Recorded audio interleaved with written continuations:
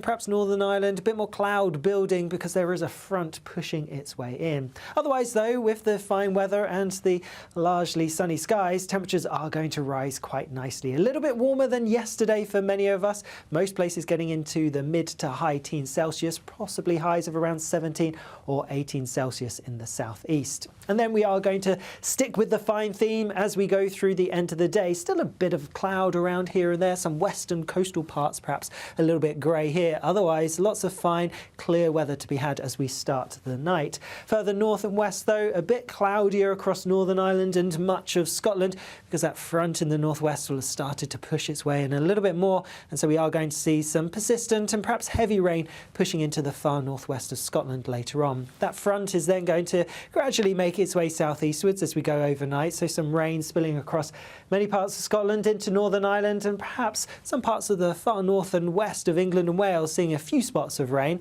but most places across England and Wales staying dry with some clear skies. So again, it could turn a little bit chilly in some places, but perhaps temperatures up a degree or so compared to last night.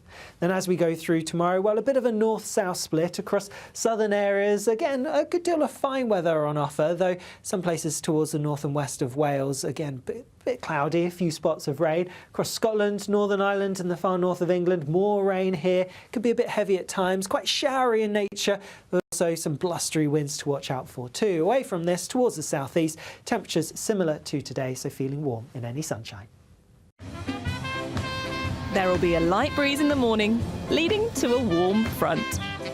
Boxed heat pumps, sponsors of weather on GB News.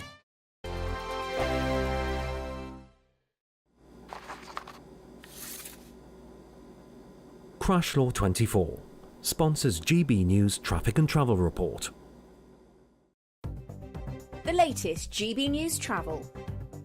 Good morning, I'm Russell Holding. In Fife, the A915 is blocked by an accident on Scooney Bray at Leven, causing delays. In Greater Manchester, the A573 is closed between Golborne Island and Newton Le Willows after a lorry hit a railway bridge and overturned. The M20 in Kent is blocked westbound by an accident between junctions 4 and 3 from Leybourne to the M26, causing queues. In Surrey, the A3 is closed in both directions through the Hindhead Tunnel, where overnight roadworks have overrun, causing queues. And in Cornwall, the A30 is partly blocked each way northeast of Penzance after an accident between Crowless and Tregarthen, causing queues. That's the latest. You can stay up to date throughout the day by visiting our website gbnews.com. Crash Law 24 sponsors GB News Traffic and Travel Report. Good afternoon, Britain. Weekdays from midday. High street retailers have been unveiling their new collections with the arrival of the warmer weather, with critics warning that British staple M&S faces a stampede due to the popularity of their new ranges. Well, joining us now is fashion and upcycling consultant Tendai Morewa. This spring we're going a little bit less bold prints, but we're focusing more on textures and embroidery and more brighter colours. The reds are in, the blues. And the minis are back in. Oh, gosh, we're all going to have to get our pins out, Adam. Oh, dear. Are we? So M&S, yeah. Marks & Spencer, they seem to be doing very well. Yeah. I think what they've managed to do is to get the young audience as well. We see it on TikTok. They've got a trend with their jackets. Everybody's loving it. So the mums and the daughters can all wear the same collection.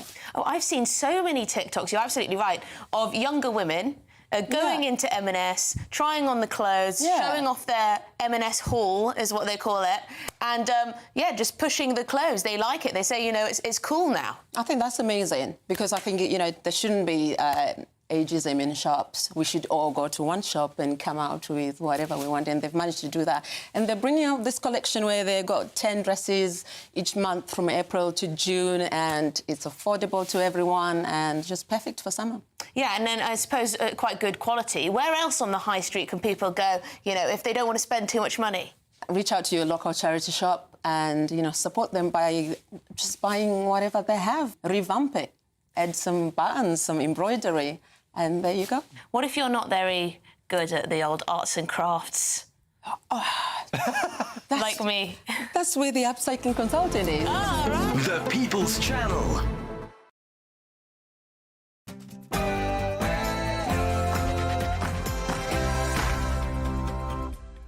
Good morning, 9:30 on Wednesday, the 26th of March. It's Spring Statement Day.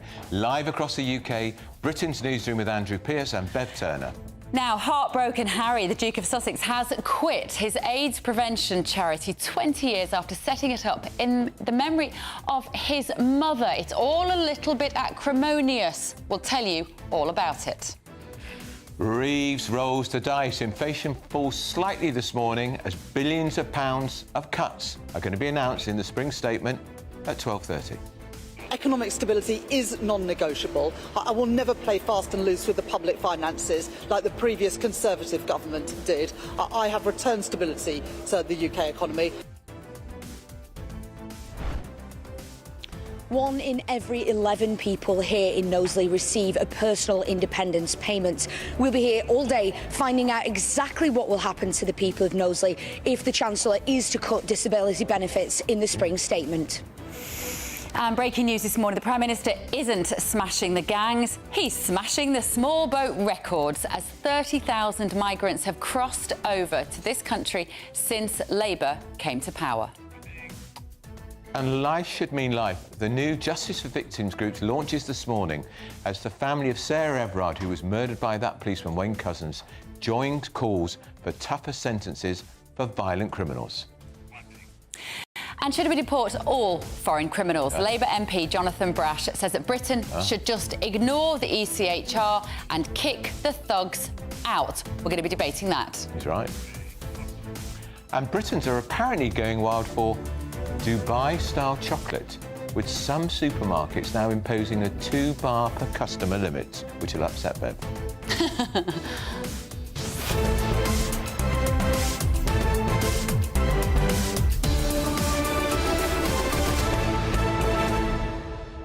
When I think of Dubai and chocolate, I just imagine it being melted. It's a Lindt product, so I guess it's just for Easter. I suppose. I don't know. I don't like chocolate and I don't like Dubai. We're trying to get a hold of some this morning so we can taste it in the studio and work out what all the fuss is about. I'm not a massive chocolate fan either, to be completely honest. When we have our cup of tea at 11 o'clock and we have a little biscuit, I don't mind if you bring me in a little bit of chocolate then. That's probably quite a nice time to have it. But listen, it's a big day from our economics point of view in this country. The Spring Statement. Rachel Reeves, what do you think she's doing right now? Rewriting her speech and rewriting her speech and rehearsing her speech and rehearsing her speech, because she has got a problem. She sounds like a robot, and what she's going to tell us, I think, is going to be deeply, deeply depressing. I'm not sure it matters, Andrew, what she talks like. I think it does. What she tells us today. When people hear on the radio, or any speaker on the radio who sounds robotic, off it goes. Well, hopefully you won't be turning us off this morning or the rest of today, because the Spring Statement will be live at 12:30. As you've seen, we've got reporters all around the country to tell us and to tell you what we need from the money in our bank account, the money in our back pockets, what would help us. A lot to get through this morning. It's a big day. First, the very latest news with Tatiana Sanchez.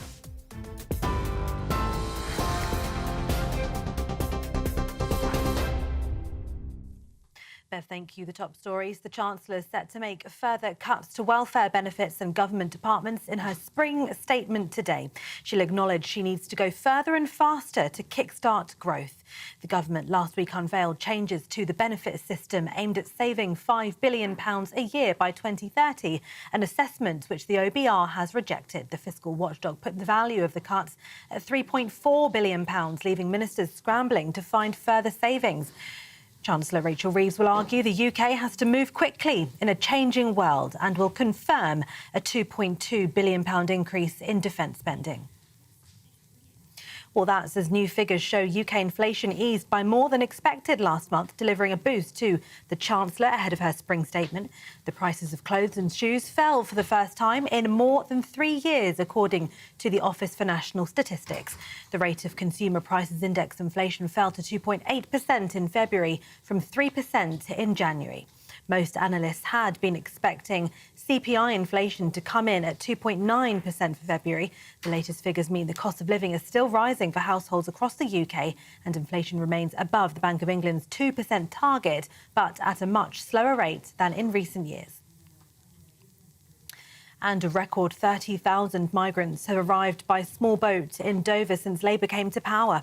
It follows the arrival of a further 66 migrants this morning who made the illegal journey from France. It's the 8th straight day of migrant activity in the Channel, which has seen more than 1,700 cross since last Thursday. GB News analysis of the figures reveal that over 30,000 migrants have arrived by small boats in UK waters since the general election last July. And those are the latest GB News headlines. For now, more news in half an hour. For the very latest GB News direct to your smartphone, sign up to News Alerts by scanning the QR code or go to gbnews.com/alerts.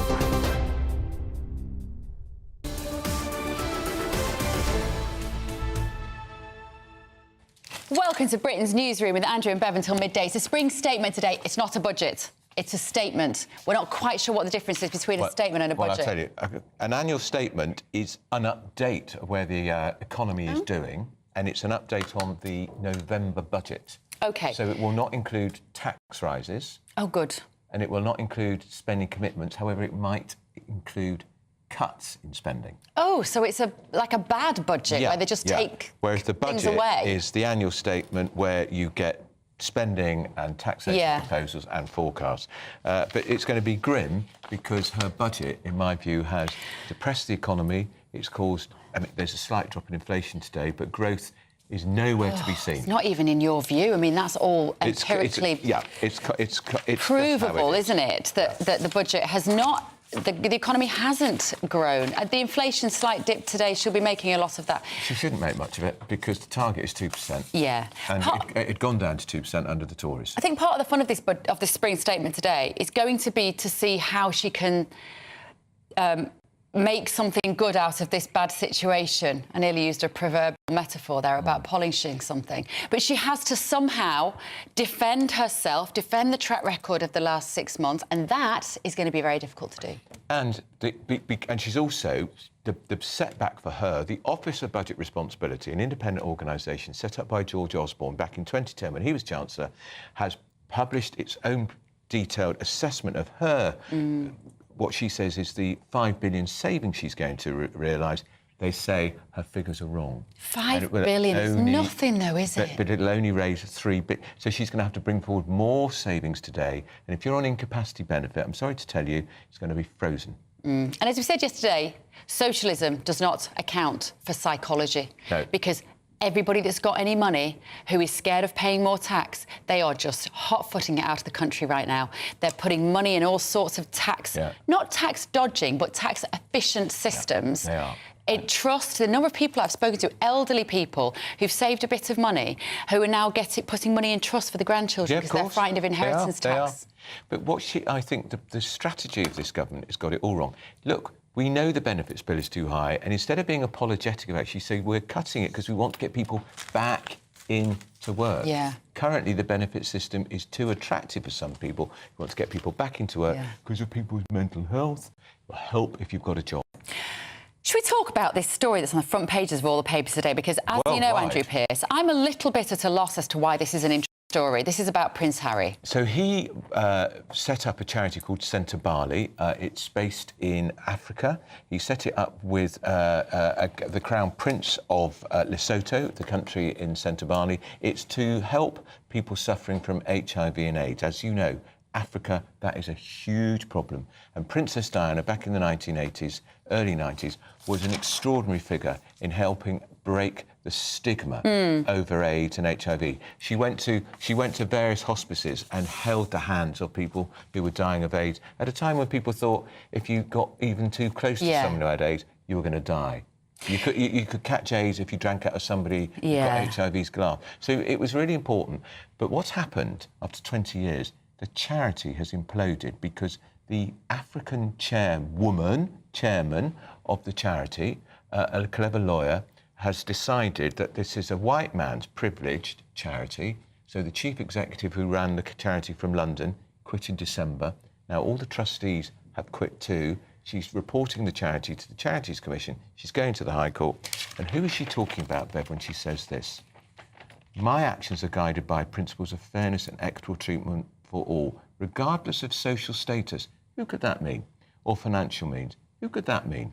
There are people in this world who behave as though they're above the law. Who could that mean? And mistreat people and then play the victim card. Wonder who that is. And use the very press they disdain, we know who that is, to harm people who have the courage to challenge their conduct. She has declared war on Prince Harry and the African prince because she wants to run the charity in Africa for Africans, and she doesn't want it to be a privileged white man's charity. That's what this is about. Her name is Dr. Sophie Chandauka. Yeah, she's from the chairwoman Zimbabwe. of Santa Bale. Yeah. And the board of trustees, one of which obviously will be Harry, tried to take her down from her position. We don't know why, but they didn't think she was doing a good job. Yeah. And so her reaction to that was to issue this statement, take them all to court. Yeah. She's claimed that she'd reported the trustees to the Charities Commission. The High Court had issued an emergency injunction to prevent her removal from that position. It is a big old mess, but does it really tell us a lot about Harry? What it matters, well, it will matter. Harry will be devastated by this because A, it was in memory of his mother, and B, it was one of his first big steps he did on his own. It was like his coming of age charity. He's already got the very fantastic one he does with the injured servicemen and women. But this is really important. He was in Santa Bale, he was in Lesotho last year. He did a big fundraiser in New York for it. There'd be an annual polo match. Apparently, this woman, chairman from Zimbabwe, doesn't think polo is it's the right image for helping. Makes a lot of money, though. Makes a lot of money. So that's what's going to happen here. You boot Harry out and his royal mate. You're not going to get the money. Well, Harry's statement says, with heavy hearts, we've resigned from our roles as patrons of the organisation until further notice. In support of and solidarity with the Board of Trustees, we've had to do the same. It's devastating. The relationship between the charity's trustees and the chair of the board broke down beyond repair, creating an untenable situation. And he actually says what's transpired is unthinkable. I don't recall such punchy statements from both sides in a dispute about a charity like this, particularly one involving Prince Harry. Look, I'm often critical of Harry, but this really? I hadn't noticed. But this was a noble attempt to do what he thought his mother would approve of, and there's those lovely images we've been showing on TV, for listening on the radio, of Diana in Africa when she was doing all the landmark work. He's got a lot on, though. He's got Netflix series to make and stuff. He's got a lot on. Yeah. It's called Meghan. Well, let's talk to royal commentator Richard Fitzwilliams. Richard, what's your assessment of this situation? Is it just, frankly, that Harry has got better things to do now? This altercation has arisen within the board of this charity and he's just decided, you know, let's just distance myself from it now and carry on in Montecito? Oh, this definitely is not his position. He has a very, very deep love of Africa stemming from his gap year. And as you've heard, this was a very special project with Prince Seeiso of Lesotho to help HIV, AIDS orphans, and also it's recently expanded to help those who are impoverished, the young and so forth. There's absolutely no question that he will be devastated by this. I mean, the charity Santa Bale means forget-me-not, and forget-me-not was Diana's favourite flower, so it was in her memory, and this is something very precious to him. And like we saw in Spare, reading about the brothers and their rivalry when it came to Africa, I think that you'll find that there's going to be a very, very bitter battle over this, because to have Harry and Princess and the trustees resign, it's set for something, I think, that will be played out in public, and it will of course be instructive for us to discover precisely what the problems have been. The reports are that it's a question of funding and whether it should be in southern Africa or not and so forth. Well, we will wait and see, but I think Harry will be absolutely devastated by this, whatever his other commitments. And of course, they do include Invictus and Well Child, and Invictus is absolutely remarkable. But this is pre-Meghan, of course, long pre-Meghan. And it was a charity, Richard, that his mother would have been so approving of. Oh, you're absolutely right, because as you were mentioning, I mean, Diana lifting, more or less single-handed, you could say, the stigma attached to HIV/AIDS on a worldwide achievement, something that was remarkable. So this really will be absolutely devastating, because, I mean, this is something that I think that there's no question Harry has never recovered from what happened to his mother and the traumas, the issue of, for example, taking drugs to dull the pain. One reads in Spare the fact he couldn't really accept his mother was dead, so to speak. All of this, I think it's something that is very, very precious, and that means that what's coming is going to be very, very bitter. You said, I think it's going to be fought out in court because she's going to the High Court over this. The Charity Commission is involved too, and who knows what sort of dirty washing is going to be aired when she talks about status, financial means, people who play the victim card, people who use the very press they disdain. It's clearly she's referring to Prince Harry because of the privilege, and we know that Harry disdains the press. Well, we know Harry's relations with the press couldn't be worse, but he's had some success, of course, in court. Now, this may show a very different side to him. Obviously, we'll have to wait and see, but there's no doubt in that statement who she's targeting and precisely what she means. So this is absolutely the last thing, for a variety of reasons, that Harry would wish. There's no doubt it's likely to be, shall we say, instructive. It's been somewhat of a bombshell, I'd say. Yeah, OK. All right, thank you, Richard. Richard Fitzwilliam, their royal commentator. She's talking about, she's throwing the issues on about poor governance, weak executive management, abuse of power, bullying, harassment, misogyny, misogynoir, which is anti-black women, and the cover-up that ensued. She's really, really blown the whistle. I don't know who's in the right here, but she's thrown the flipping kitchen sink at them. Apparently so. Get in touch at home, won't you? GBNews.com/your say. We said, what would Rachel Reeves be doing this morning before the spring statement? And John has said Rachel's having a freebie breakfast before she goes to the House of Commons. Anyway, keep your messages coming. We're going to read them. But still to come this morning, Labour have set a new record for small boat crossing the Channel since they came to power. And up next, the Chancellor will announce further welfare cuts in that spring statement. But first, if you are in search of that elusive winter sun, here's the forecast for the top European holiday destinations.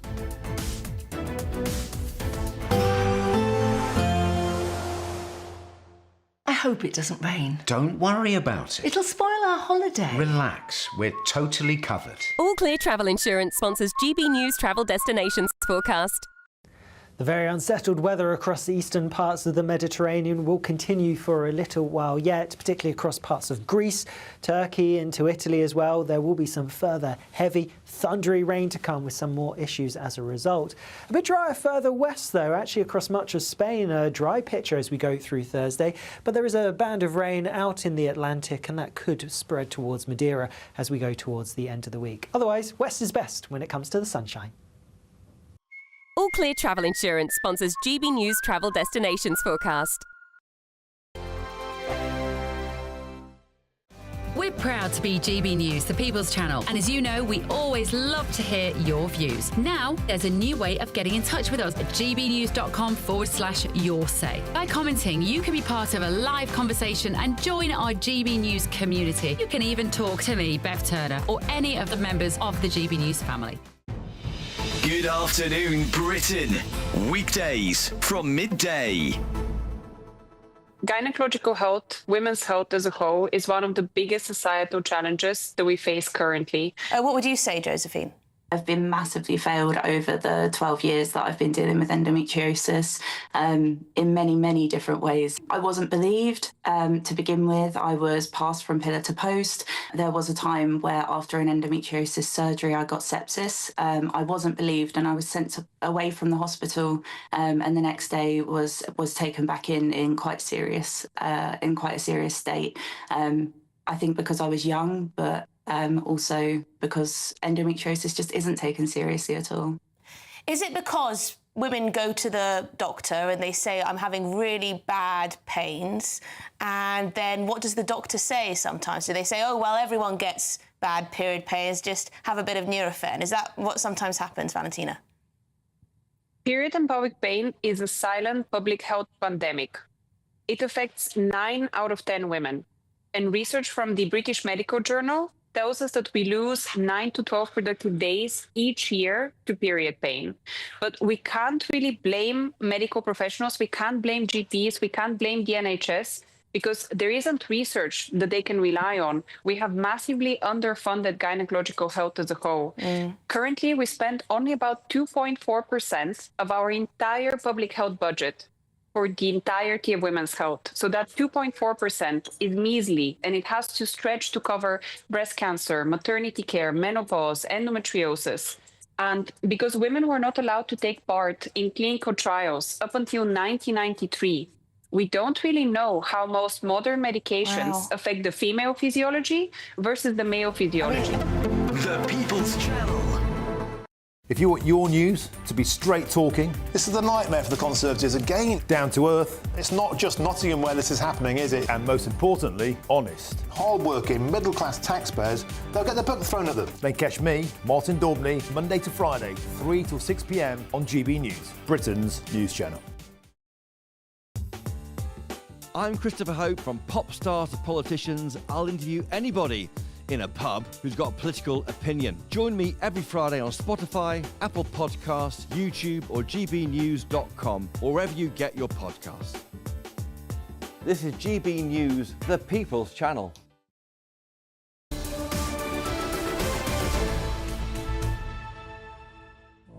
Welcome back to Britain's Newsroom. We are just hours away from the Chancellor's spring statement later today at 12:30. She's going to announce even more welfare cuts and will be deeply apologetic, of course, instead of saying we're cutting welfare because we want to get people back to work because there are 10 million people economically inactive in this country. Well, let's cross live to Knowsley and speak to our reporter Sophie Reaper. Sophie, what are people telling you there about their main concerns? What do they want to hear from Rachel Reeves today? Well, Bev, I think what they want to hear isn't necessarily what they're going to hear. Of course, Knowsley has around 1 in 11 people here who receive the personal independent payment. So if that, alongside the disability living allowance, is in fact going to be cut today, there will be many people here in Knowsley with a lot of fear for the future. It's something that it is going to be, people will be incredibly concerned about as they look ahead to that spring statement, not just in Knowsley, but across the UK. Lots of people, I think it's around 4.4 million people in the UK who receive some kind of disability benefit. So lots of people will be incredibly nervous going into that spring statement later this afternoon. Joining me now is Ben Jackson, who's the supervisor here at Village Green in Highton in Knowsley. Ben, thank you so much for joining us this morning. Obviously, this is an area where there are lots of people on some kind of disability benefit. Talk to me about, this is a real hub for the community. Talk to me about the kind of people that you see in here and how you think they would fare if they were to have their allowance cut. Yeah, absolutely. So we have a lot of people here who are on some sort of benefit, or they're vulnerable, or maybe they've got nowhere else to go, and it's just like a bit of a sanctuary for them to come in and sort of spend a bit of time. And I think cutting disability benefits is going to massively impact their quality of life, because this is their little way of treating themselves, maybe once, twice a week, to something they can look forward to, something they can enjoy. And if they haven't got the funds to do that, if they haven't got and it takes away their independence as well. So how do you think that they would cope if that is to be cut? Do you think, do you think they'd be able to get back into work? Well, I don't think cutting people's benefits is going to magically make them fit to work. It's these people, like you said, this is everything to them. It's their lifeline. It's all they've got, and you can't like starve people out of poverty, I don't think. The government would obviously argue that they're trying to recover, I think it's £5 billion in disability benefits. Do you think that that's worthwhile? I mean, I understand the need to be fiscally responsible, but this is a Labour government. This is meant to be a government for the working class people, for the normal people, and it's just not what you'd expect from historically, in my lifetime, from a Labour government to do. Ben, thank you so much for joining us this morning. Really interesting to hear that perspective here in Knowsley this morning. We're going to be here for the rest of the day as well, finding out people's reactions in Knowsley to that spring statement, if indeed those disability benefits are cut as we're expecting them to be. OK, thank you, Sophie. Sophie Reaper there in Merseyside, and we're going to be going to our reporters all around the country this morning. And also, Emily Carver is with some farmers. We're going to be going to her as well in the show. And coming up, the first Labour MP to call for the deportation of all foreign criminals. I have to say, I agree with him. Do you? This is Britain's Newsroom on GB News.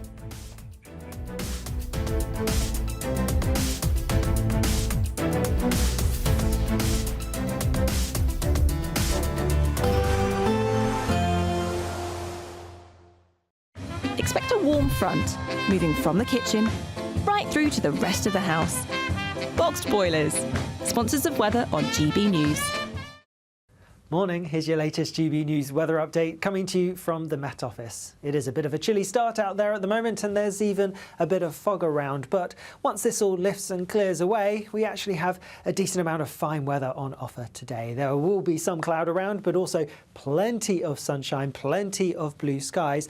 Though across parts of Scotland, perhaps Northern Ireland, a bit more cloud building because there is a front pushing its way in. Otherwise though, with the fine weather and the largely sunny skies, temperatures are going to rise quite nicely. A little bit warmer than yesterday for many of us. Most places getting into the mid to high teens Celsius, possibly highs of around 17 or 18 Celsius in the southeast. And then we are going to stick with the fine theme as we go through the end of the day. Still a bit of cloud around here and there, some western coastal parts perhaps a little bit grey here. Otherwise, lots of fine, clear weather to be had as we start the night. Further north and west though, a bit cloudier across Northern Ireland and much of Scotland because that front in the northwest will have started to push its way in a little bit more, and so we are going to see some persistent and perhaps heavy rain pushing into the far northwest of Scotland later on. That front is then going to gradually make its way southeastwards as we go overnight, so some rain spilling across many parts of Scotland into Northern Ireland and perhaps some parts of the far north and west of England and Wales seeing a few spots of rain,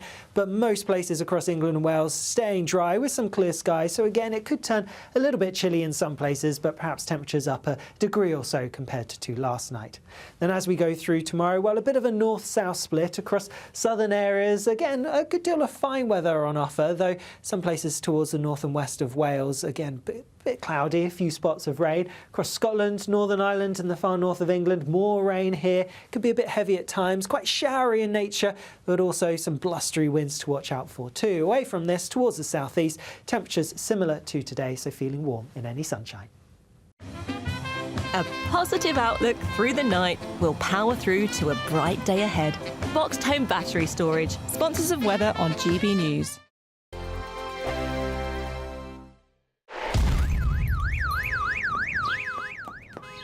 Crash Law 24 sponsors GB News Traffic and Travel Report. The latest GB News Travel. Good morning, I'm Russell Holding. On the M8 in Glasgow, there's a lane closed westbound where someone's broken down at junction 14 at Fruit Market with queues from junction 13 at Proven. On the M8 in Renfrewshire, there's a lane closed westbound at junction 28 at Glasgow Airport where someone's broken down with queues from junction 26 at Hillington. In Port Talbot, the A48 is closed in both directions over the Britain Ferry Bridge for an investigation causing delays. In Surrey, the A3 is closed each way where overnight roadworks have overrun. And in Cornwall, the A30 is partly blocked by an accident to the northeast of Penzance between Crowless and Tregarthen after an accident causing queues. You can stay up to date throughout the day by visiting our website gbnews.com. Crash Law 24 sponsors GB News Traffic and Travel Report. You could have £17,777 in tax-free cash to play with this spring. Cash to spend on anything you like. And if that wasn't enough, we're also going to give you not one, but two sought-after designer watches and the latest Mulberry handbag. How would winning that sound? For another chance to win the lot, text cash to 63232. One entry costs £2 plus one standard network rate message. Or text bonus to 63232. 5 entries cost £5 plus one standard network rate message. Go to gbnews.com/win. Entries start from just £2. Call 0903 681 3232. Calls cost £2 plus your network access charge. Or post your name and number to GB12 PO Box 8690 Derby DE1 9TT. UK only. Entrance must be 18 or over. Lines close at 6 p.m. on the 4th of April. Please check the closing time if listening or watching on demand. Good luck. The royal family is an enduring symbol of tradition, unity and pride for Britain. At GB News, we celebrate what makes this country great.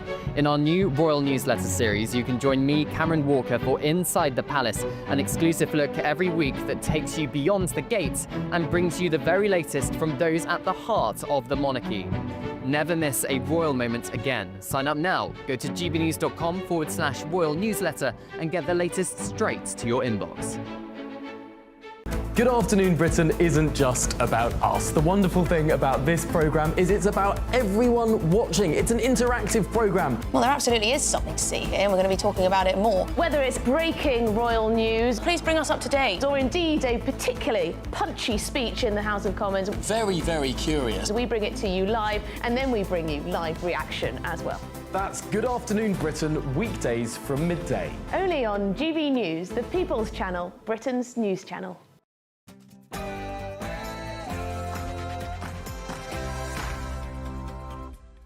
Good morning, it's Wednesday, the 26th of March, 10 a.m. It is Spring Statement Day, live across the UK. This is Britain's Newsroom with Andrew Pearce and Bev Turner.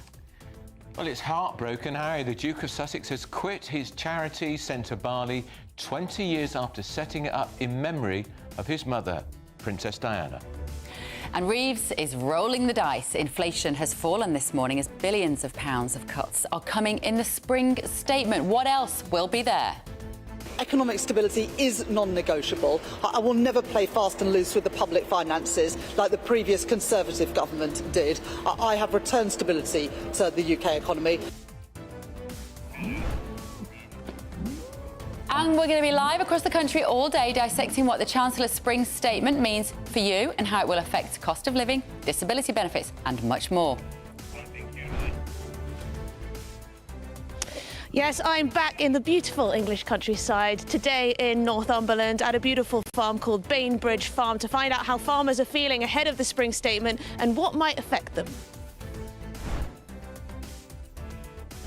Well, I'm also on a farm. I'm in Westfield. I'm talking to small businesses all day, talking to a farmer in just a moment. I reckon this lot are feeling pretty moody about today's announcements, but stay tuned. Here in Knowsley, around 13,000 people receive a personal independent payment.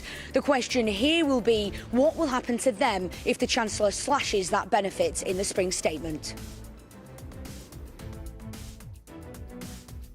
That isn't smashing the gang, but we tell you what he is smashing, the small boat records. Well, 30,000 small boat migrants have now arrived under Labour. That total was reached at 7 a.m. this morning, and since then, another 3 small boats have crossed into UK waters, adding hundreds more to that total. And should we deport all foreign criminals? Labour MP Jonathan Brash has said that Britain should ignore the ECHR and just kick the criminals out. And apparently we're going wild for Dubai-style chocolate, with some supermarkets actually imposing a 2 bar per customer limit, which will upset Bev.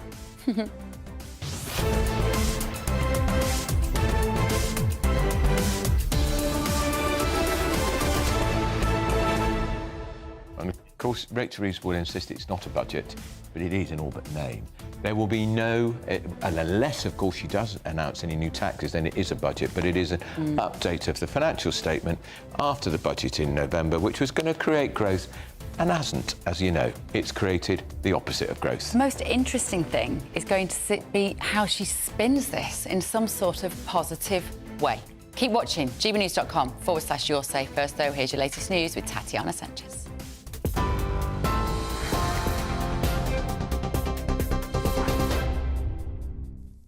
Bev, thank you. The top story: the Chancellor is set to make further cuts to welfare benefits and government departments in her Spring Statement today. She'll acknowledge she needs to go further and faster to kickstart growth. The government last week unveiled changes to the benefit system aimed at saving £5 billion a year by 2030, an assessment which the OBR has rejected. The fiscal watchdog put the value of the cuts at £3.4 billion, leaving ministers scrambling to find further savings. Reeves will argue the UK has to move quickly in a changing world and will confirm a £2.2 billion increase in defence spending. I'm going to set out in the Spring Statement increases in defence spending for next year worth £2.2 billion as we take defence spending as a share of our economy to 2.5%. The world is changing. We can see that before our eyes, but we're not a passive government, we're an active one. Economic stability is non-negotiable. I will never play fast and loose with the public finances like the previous Conservative government did. I have returned stability to the UK economy. and I will continue to do so. Shadow Exchequer to the Treasury James Wild says the Chancellor has failed to bring growth and stability. Well, it all seems to be everyone else's fault but the government, who've now been in office for 9 months. The OBR didn't legitimise the black hole figure that the government has been using. It was well known that President Trump loved tariffs and was likely to win the election, and it was against that backdrop that the Chancellor imposed the biggest tax increases for a generation, massively increasing borrowing and also going on a spending splurge of £70 billion a year. That wasn't a responsible thing to do. We warned about that at the time, as did other commentators. She didn't leave herself much contingency, much headroom. And that's why she's having to come back today announcing rushed welfare cuts to the civil service to try and make the books balance. New figures show UK inflation eased by more than expected last month, delivering a boost to the Chancellor ahead of her spring statement. The prices of clothes and shoes fell for the first time in more than 3 years, according to the ONS. The rate of consumer price index inflation fell to 2.8% in February from 3% in January. Now, most analysts had been expecting CPI inflation to come in at 2.9% for February. The latest figures mean the cost of living is still rising for households across the UK, and inflation remains above the Bank of England's 2% target, but at a much slower rate than in recent years. Well, that's as a record 30,000 migrants have arrived by small boat in Dover since Labour came to power. It follows the arrival of a further 66 migrants this morning who made the illegal journey from France. It's the 8th straight day of migrant activity in the Channel, which has seen more than 1,700 cross since last Thursday. GB News analysis of the figures reveals that over 30,000 migrants have arrived by small boat in UK waters since the general election last July. Elsewhere, the University of Sussex has been fined £585,000 by the higher education regulator, the Office for Students, for failing to uphold freedom of speech. It follows the case of Professor Kathleen Stock, who left the university in 2021 after being accused of transphobia for her views on sex and gender issues. The OFS criticised the university's policy statement on trans and non-binary equality, saying its requirement to positively represent trans people and an assertion that transphobic propaganda not be tolerated could lead staff and students to self-censor. The University of Sussex plans to challenge the OFS findings legally. Assisted dying in England and Wales could take up to 4 years to implement instead of the initial timeline of 2. Labour MP Kim Leadbeater has proposed the deferral of 2 years. It would coincide with the next general election in 2029. Ms Leadbeater said she was disappointed to propose the extension and acknowledged the upset felt by some supporters of the bill, but said it was more important to do this properly than to do it quickly. MPs on the committee also voted for assisted dying to be available free on the NHS. Police have launched an investigation after a baby's body was found in a bag in West London, the Metropolitan Police says. Officers were called yesterday afternoon to Powys Gardens in Notting Hill following a report that the body of a baby had been found in a bag left outside the All Saints Church. Officers are urgently appealing for the mother or anyone with information to come forward.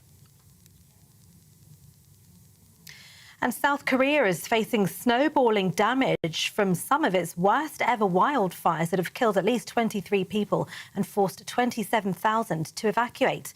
The blazes have destroyed a 1,300-year-old Buddhist temple, houses, factories and vehicles, and burned more than 43,000 acres. Among the dead was the pilot of a helicopter fighting the wildfires, who was killed in a crash, according to a local news agency there. And those are the latest headlines for now. More news from me in half an hour.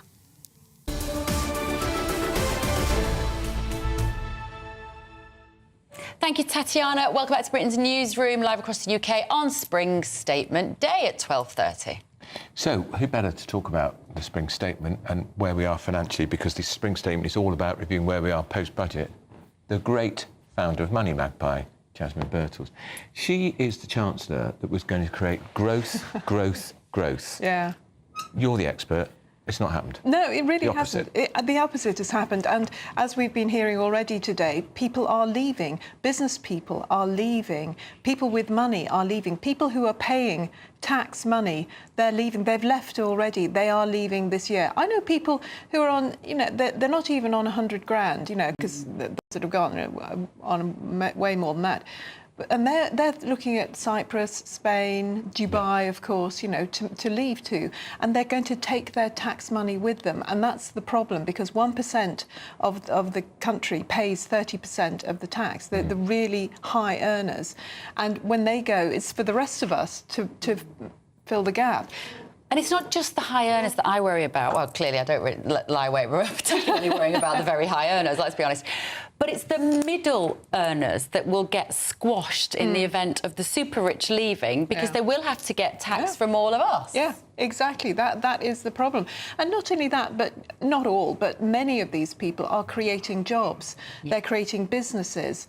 And if they go, and I totally understand it, why wouldn't you go to Dubai, where you don't pretty much pay any sort of tax? Cyprus, hardly any tax, And even places like Italy and Spain, they're saying, come to us, but you don't have to pay tax for it, or you won't have to pay much tax for the first 2 years, etc.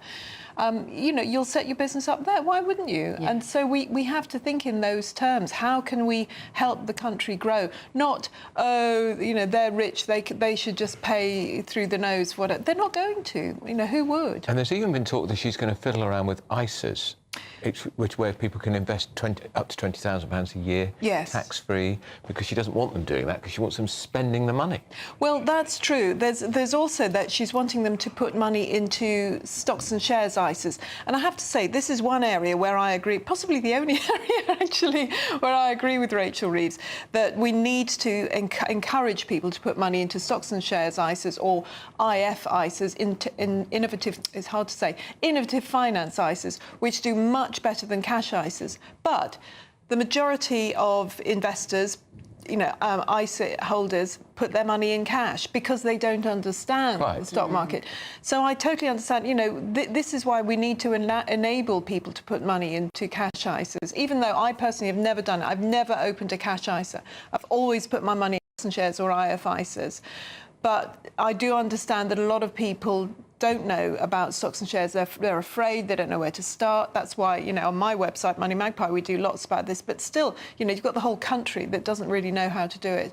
So we should be encouraging people to save in ISA, just to save. They need to. And of course, the tax rises from the budget, Jasmine, don't kick in till next month. Yeah. And yet we've already had this impact on inflation, unemployment, and the outward flow of people leaving the country. Yes, absolutely. And I'm getting messages on my Instagram from people who are saying they're already seeing problems.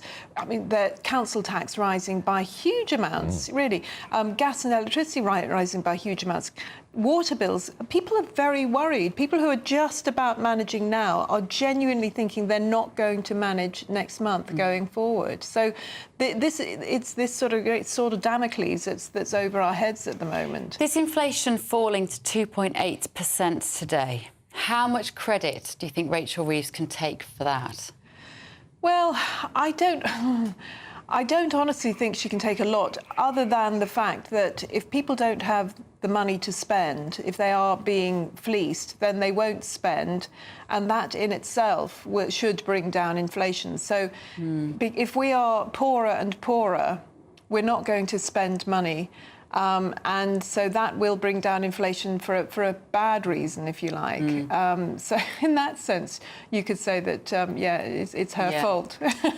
OK, all right, Jasmine Birtles from Money Magpie. As we say, the spring statement will be happening at 12:30 today. Thank you, Jasmine. We are live across the country covering all aspects of this financial statement. Adam Cherry is at a Westfield in East Sussex.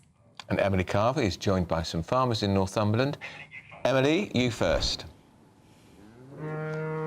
Well, thank you for joining me here in Northumberland, and I'm at a beautiful farm called Bainbridge Farm, and these are beautiful Hereford Angus cross cows. They're all pregnant, actually, all 50 of them, and they could give birth at any point now, so we'll be watching out for that and make sure to let you know what happens here on the farm. But I'm delighted to be joined by two gentlemen this morning, to talk about what's going on ahead of this spring statement for the farming industry. Yes, I have John Young, you're a sheep farmer local to here, and also Drew Patrick, you're actually a livestock auctioneer. I'll start with you, John. The autumn budget, Rachel Reeves' first budget, hit hard, didn't it? What are your concerns or even hopes ahead of the spring statement today?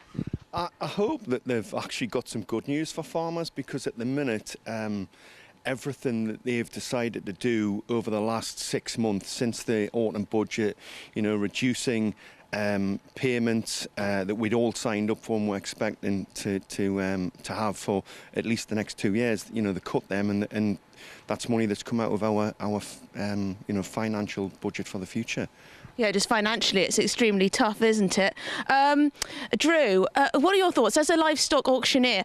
What do you sense on the ground from the people you work with? We're seeing a little bit of discontent, really, and a lot of anxiety amongst the industry. People can't plan where they're going on in the future. Payments been taken off them overnight, and it's the uncertainty, and that's bringing a lot of anxiety from everybody, whether you're a hill farmer, lowland farmer, or and people down the country, really. Yeah, I mean, it's shocking reading and hearing the impact on mental health, particularly that word anxiety keeps coming up, and just the uncertainty. This issue of red diesel, now this has been mentioned a lot this morning. You get a bit of a knock-off price for diesel in agriculture and similar industries. Potentially, Rachel Reeves might look at scrapping that, or at least changing it. What are your thoughts? If she scraps that, it's going to have a major effect on food prices. Basically, red diesel is approximately half the price of normal diesel you'd put in your car. So if the red diesel price goes to the normal diesel price, then it's going to have an immediate effect. And it will affect food prices. It will make food prices more expensive. Yeah, and it's good that you mentioned food prices, because food security is rather important. We have heard from the Prime Minister himself that this country is on a war footing. Surely food security is up there? It is, yeah, definitely. We've got an ever-increasing population, we've heard that, and for the last 10, 15 years, we've been destocking hills and the countryside. And to be honest, it just takes simple economics, supply and demand. And once you don't have that supply, the demand goes up and up and up. And we will be seeing more expensive food. Yeah. OK, well, Drew Patrick and John Young, thank you very much indeed. So there you go. There's a taste of the feeling ahead of the spring statement. Will there be something in there that will soften the blow to a farming industry? Adam Cherry, you are in East Sussex. What's happening where you are?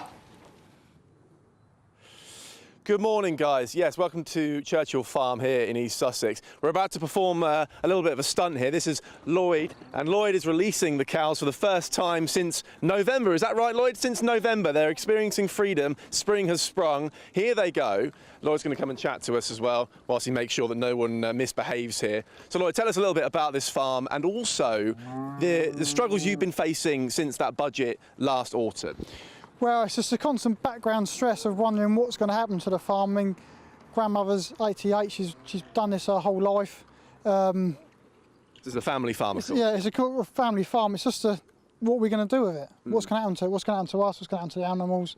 We can't afford to keep the farm. It's what we're doing it for. Yeah, yeah. What are you doing it for? What's the point, right? Feed the country. Yeah, of course, of course. And have you changed how you run the business, your business confidence affected in the last few months? Business confidence definitely affected since Labour's budget. Right. So how does that influence this business in particular? Are you're not investing as much? You're not growing? Not investing. My other farmers, I build agricultural buildings for other farms. They're all sceptical about investment, which then has a knock on to the companies that build the kits, supply the buildings, the concrete, the electricians come put the lights in. It's a constant snowball effect. Yeah. It's not just the farming directly, it's every industry off the back of it. And actually, we were talking to Paddy Edwards earlier, viewers may have seen an hour ago. He's a landlord, and he buys your lamb, right? Yeah, and yes. But then, so we're going to talk to some brewers later. You buy their... I get their spent grains from making the beer, and that goes and gets fed to the cows, and it's... So here in Westfield... It's a big circle. Right, so all these small businesses, all these businesses rely on each other. Yeah. and that's how they grow and that's how they prosper. Right? And and it's better for the environment. Stuff doesn't travel, stuff doesn't need to travel. We don't have to take stuff miles and miles. Really, the government should be spending money. In the UK, we need more abattoirs in the area, so stuff doesn't have to go as far. Like Essex is the closest place to here to kill a cow. Yeah. It's not ideal. Right, exactly. So finally, obviously we've got the spring statement. Rachel Reeves, the Chancellor, this afternoon. If you could speak to her and ask her to change one thing, what would it be? Other than her job, just read the figures and actually look into it. Listen to the farmers, listen to the NFU. Yep. There's other ways around it. Lovely. Lloyd Baker, thank you very much. Hopefully we didn't lose anyone. They're all the cows looking good. Great. Oh, there they are. They're over there having a great time. Thanks very much, guys. We'll be at Brewers later. Stay tuned. Thank you, Adam. Adam Cherry there. First time I've seen somebody in a farmer's field in a shirt and tie, I think.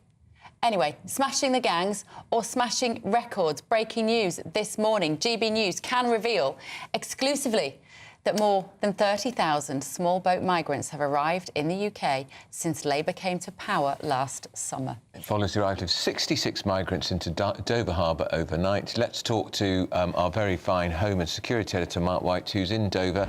Mark, and the depressing thing is the boats are still coming and we're heading towards better weather too, which means I'm sure the numbers will multiply. What happened to Labour's pledge to fix the gangs? And have they not spotted anything that's happening in the United States where Trump has pretty much sorted the migrant issue?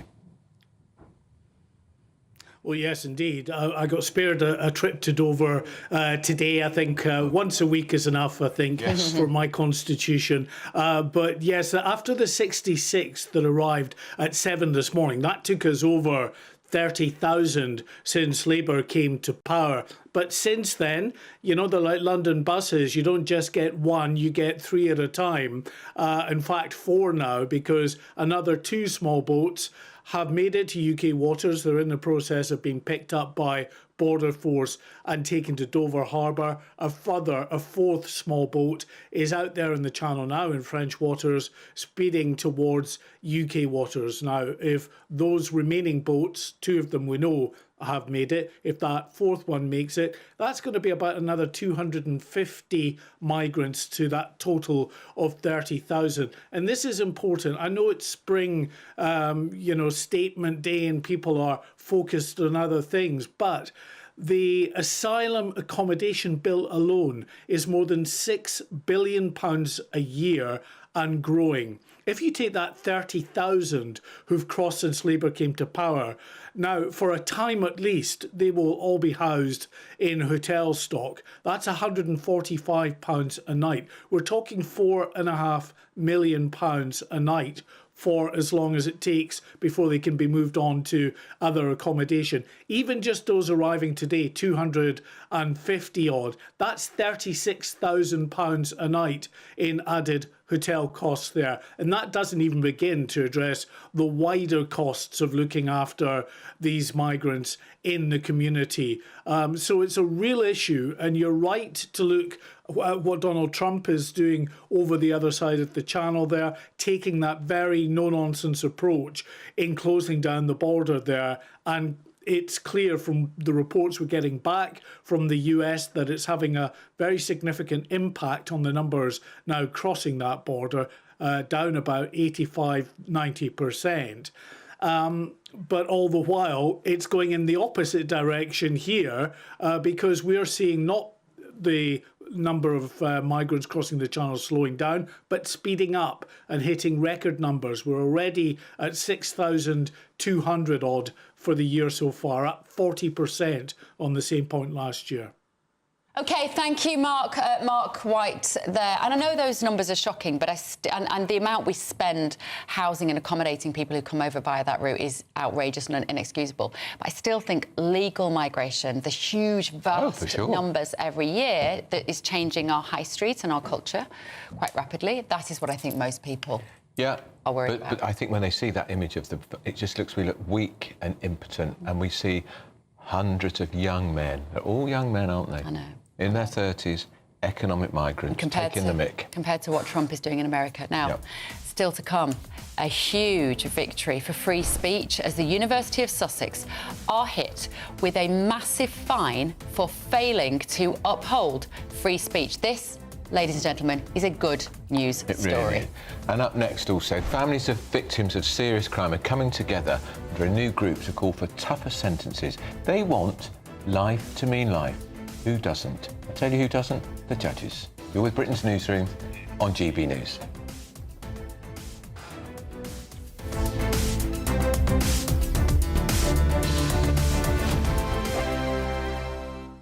Headliners on GB News 11 p.m. every night. It's got 3 top comedians going through the next day's newspapers so you don't have to read them, which is great. That's a good point. He's lying. I mean, maybe he's not lying. That's Headliners every night from 11 p.m. and 5 a.m. as well on GB News, Britain's news channel. GB News Breakfast. Every day from 6 a.m.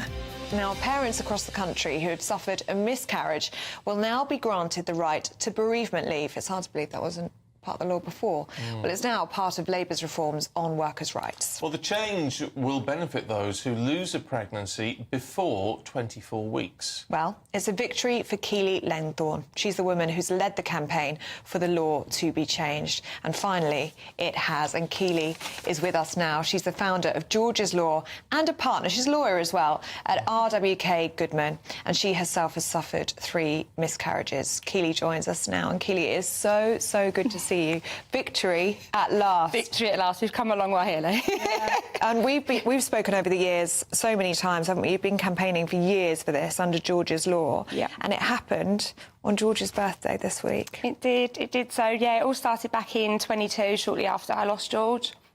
Obviously met you shortly after, started the campaign, and yeah, Monday evening will go down in history, George's 3rd birthday, being told that, yeah, it's going to finally be law. So what will happen now? How much leave will women be able to have? So now it will even mirror that if you lose a baby after 24 weeks. So in this current stance, the law says if you lose a baby over 24 weeks, you get 2 weeks paid leave. So the same will now apply if you lose a baby under 24 weeks, so from 0 to 24. It is unbelievable that the way that the law stood was that you could potentially have lost a baby at, let's say, 8 p.m. and you would be expected to be in the office at 9 a.m. the next morning. Yeah, and if you think I had a 12-hour labour with George, I bathed him, I left him at the mortuary, but the law says that I should be, as a lawyer, back in work time recording the next day. GB News, the People's Channel. If you want your news to be straight talking... This is a nightmare for the Conservatives again. Down to earth. It's not just Nottingham where this is happening, is it? And most importantly, honest. Hard-working, middle-class taxpayers, they'll get their book thrown at them. Then catch me, Martin Daubney, Monday to Friday, 3 till 6 p.m. on GB News, Britain's news channel. In the GB Newsroom, we bring you the news as it happens. With our team of dedicated journalists across the UK, we're ready to keep you up to date with what's happening every half an hour, every single day. Bulletins here on GB News, the People's Channel, Britain's news channel.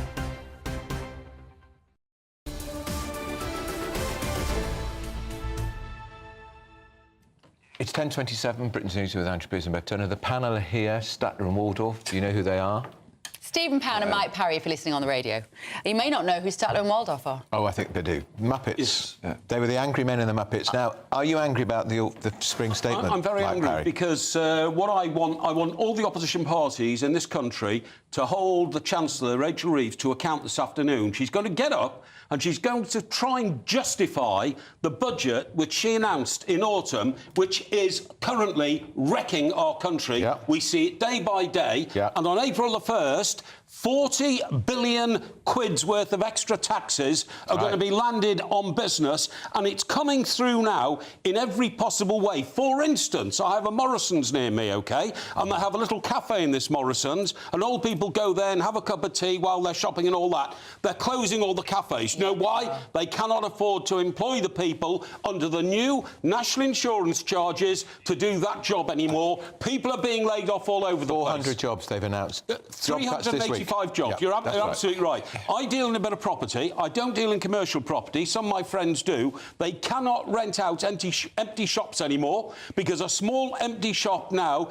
is absolutely impossible to turn into a profitable business because you can't employ staff because you can't afford it. The economy is falling to pieces minute by minute, day by day, and Rachel Reeves is going to get up this afternoon and try and justify what she did in autumn, and hopefully, and I'm praying she will do some sort of U-turn to give business in this country a breather. Either halt the national insurance or go back. And she'll blame America. She's going to blame international events. She's going to try to. Hang on a second. Take a deep breath and lean back. Now, I don't know how you know. I mean, you've obviously been on some WhatsApp group that I don't know about because you know everything that Rachel Reeves is going to say this afternoon. But look, let's just... Well, you should know. Let's deconstruct... You're supposed to be on the inside. Do you want to contradict me? Let's deconstruct a couple of things you said. Morrison's and the cafes. The reason they're closing is because high street cafes are opening all over the place. The reason why high street shops are closing is because of Amazon and because of direct delivery. This is nothing to do with...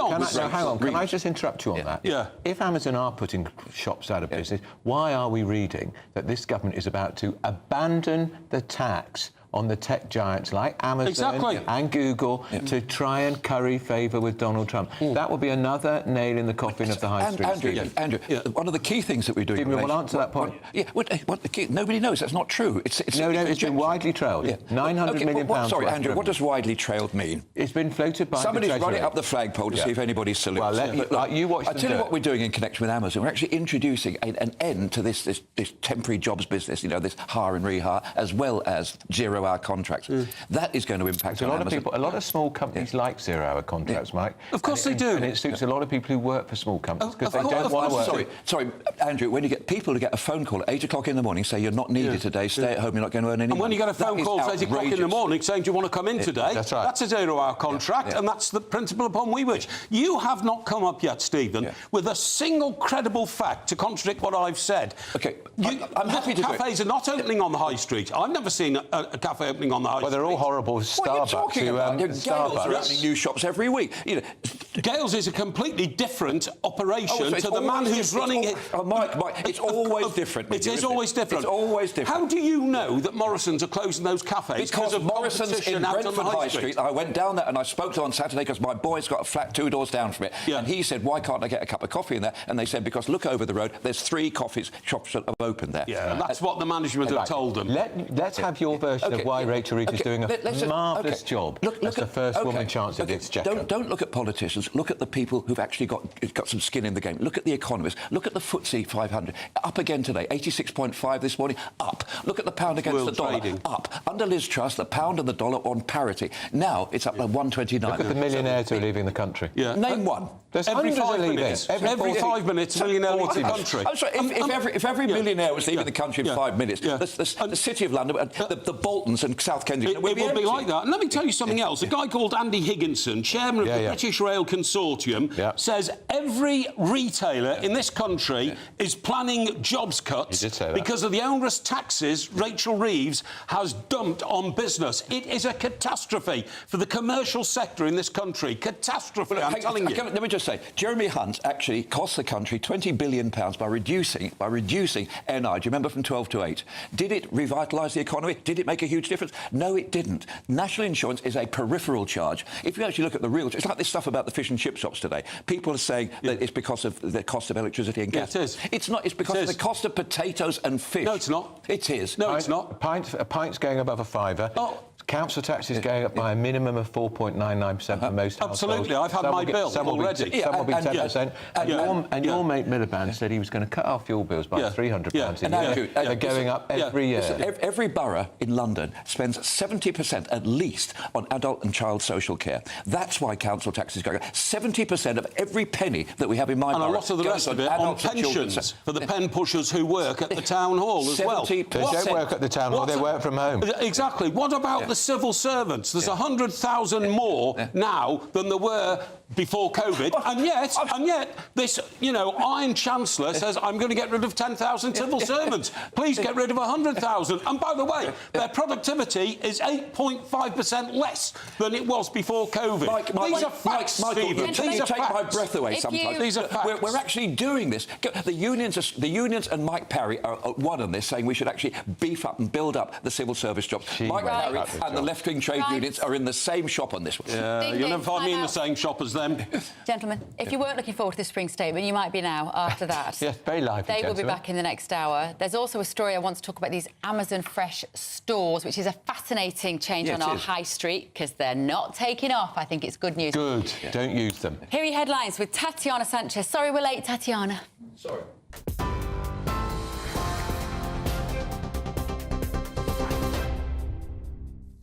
Quite all right, Bev Turner. The top stories. The Chancellor is set to make further cuts to welfare benefits and government departments. In her spring statement today, she will acknowledge she needs to go further and faster to kickstart growth. The government last week unveiled changes to the benefit system aimed at saving £5 billion a year by 2030, an assessment which the OBR has rejected. The fiscal watchdog put the value of the cuts at £3.4 billion, leaving ministers scrambling to find further savings. Reeves will argue the UK has to move quickly in a changing world and will confirm a £2.2 billion increase in defence spending. Well, that's as new figures show UK inflation eased by more than expected last month, delivering a boost to the Chancellor ahead of her spring statement. The prices of clothes and shoes fell for the first time in more than 3 years, according to the Office for National Statistics. The rate of consumer prices index inflation fell to 2.8% in February from 3% in January. Most analysts have been expecting CPI inflation to come in at 2.9% for February. Those latest figures mean the cost of living is still rising for households across the UK, and inflation remains above the Bank of England's 2% target, but at a much slower rate than in recent years. And a record 30,000 migrants have arrived by small boat in Dover since Labour came into power. It follows the arrival of a further 66 migrants this morning who made the illegal journey from France. It's the 8th straight day of migrant activity in the Channel, which has seen more than 1,700 cross since last Thursday. Those are the latest GB News headlines. For now, more news from me in half an hour. For the very latest GB News direct to your smartphone, sign up to News Alerts by scanning the QR code or go to gbnews.com/alerts.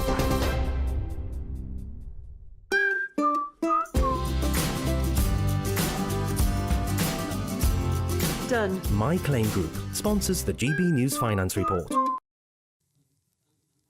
And here's a quick snapshot of today's markets. The pound will buy you $1.2911 and €1.1957.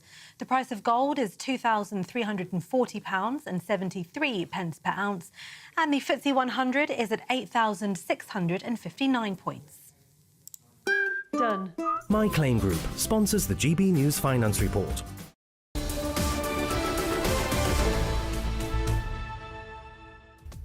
Still to come this morning, a Labour MP has come out and said that we should deport all foreign criminals. Is that controversial? We're going to be debating that. Is that Johnny Brash? It is Johnny Brash. Well, he's come out. Brash by name. Obviously thinks he's going to lose his seat. I think I would free up 10,000 cells, wouldn't it? 10,500. Well, hang on a second, he's Hartlepool, isn't he? Yeah. Back in just a minute. Don't go anywhere. Shush, fellas. Sorry.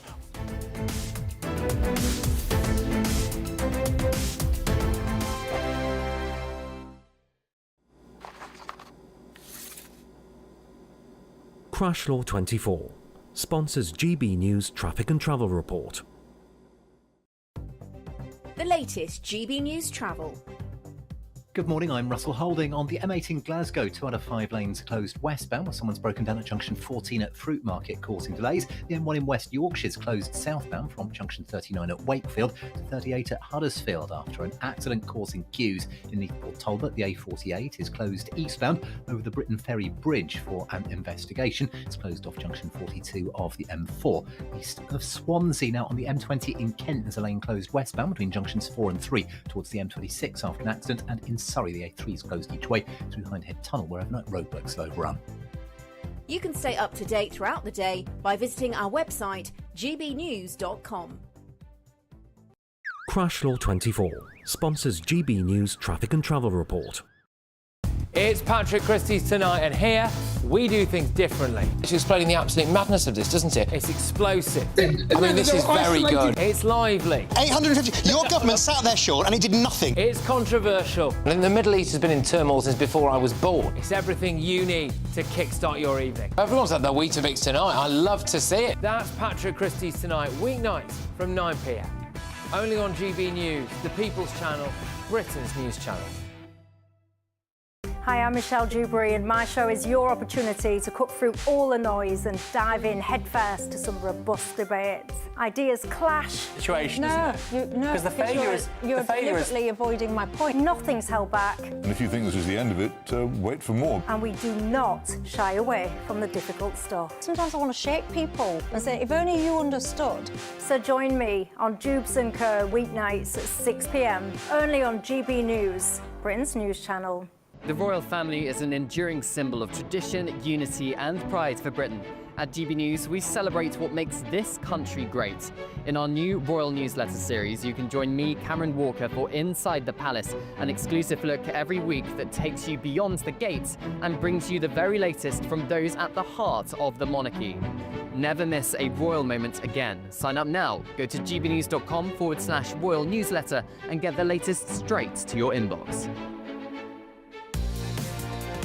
Mornings don't have to be tiresome, especially if you have the right company. Wake up to news as it happens, opinion and debate, and of course, a little bit of entertainment too. Because when the kettle's on, we're on.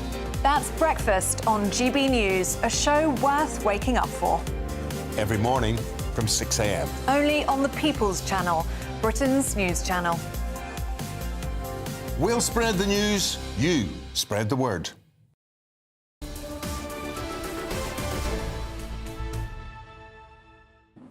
Welcome back to Britain's Newsroom with Andrew and Bev until midday. It's Spring Statement Day. What do you mean you don't care? I bet it's you're very important. so excited by it. I like spring. Not so keen on Rachel Robot Reeves, we're going to have an hour of her robotic She's tones. the Chancellor of the Exchequer. She just speaks robotically, as did Liz Truss, does the Prime Minister. Well, in fact, the Prime Minister to me sounds like he's a constipated Dalek. And to think he had a voice coach, I'd want me money back. Aren't they just being incredibly careful about what they say because they're worried about newspapers like yours stitching them up if they say the wrong thing? I just think delivery is important. Politicians have to project, and if they want to convince, they need to be good communicators. I'm afraid a lot of our leading politicians are not great communicators. I don't think Kemi Badenoch was particularly great either. No. While we're at it. Anyway, moving on. Labour MP Jonathan Brash has said that the government Great name, isn't it? It's a great name, Johnny Brash, should exercise its right to send foreign criminals back home. Now, he's the first Labour MP to say this because what he says, it should be legitimate to deport the people and the government should ignore the European Court of Human Rights. So we're asking, is he right? To debate this, we are joined now by journalist at the European Conservative, Dave Atherton, and human rights lawyer, Shoaib Khan. Shoaib, morning, both of you. Shoaib, let me come to you first. Is he right? Johnny Brash, should we just ignore the ECHR and send people back home if they've committed a crime?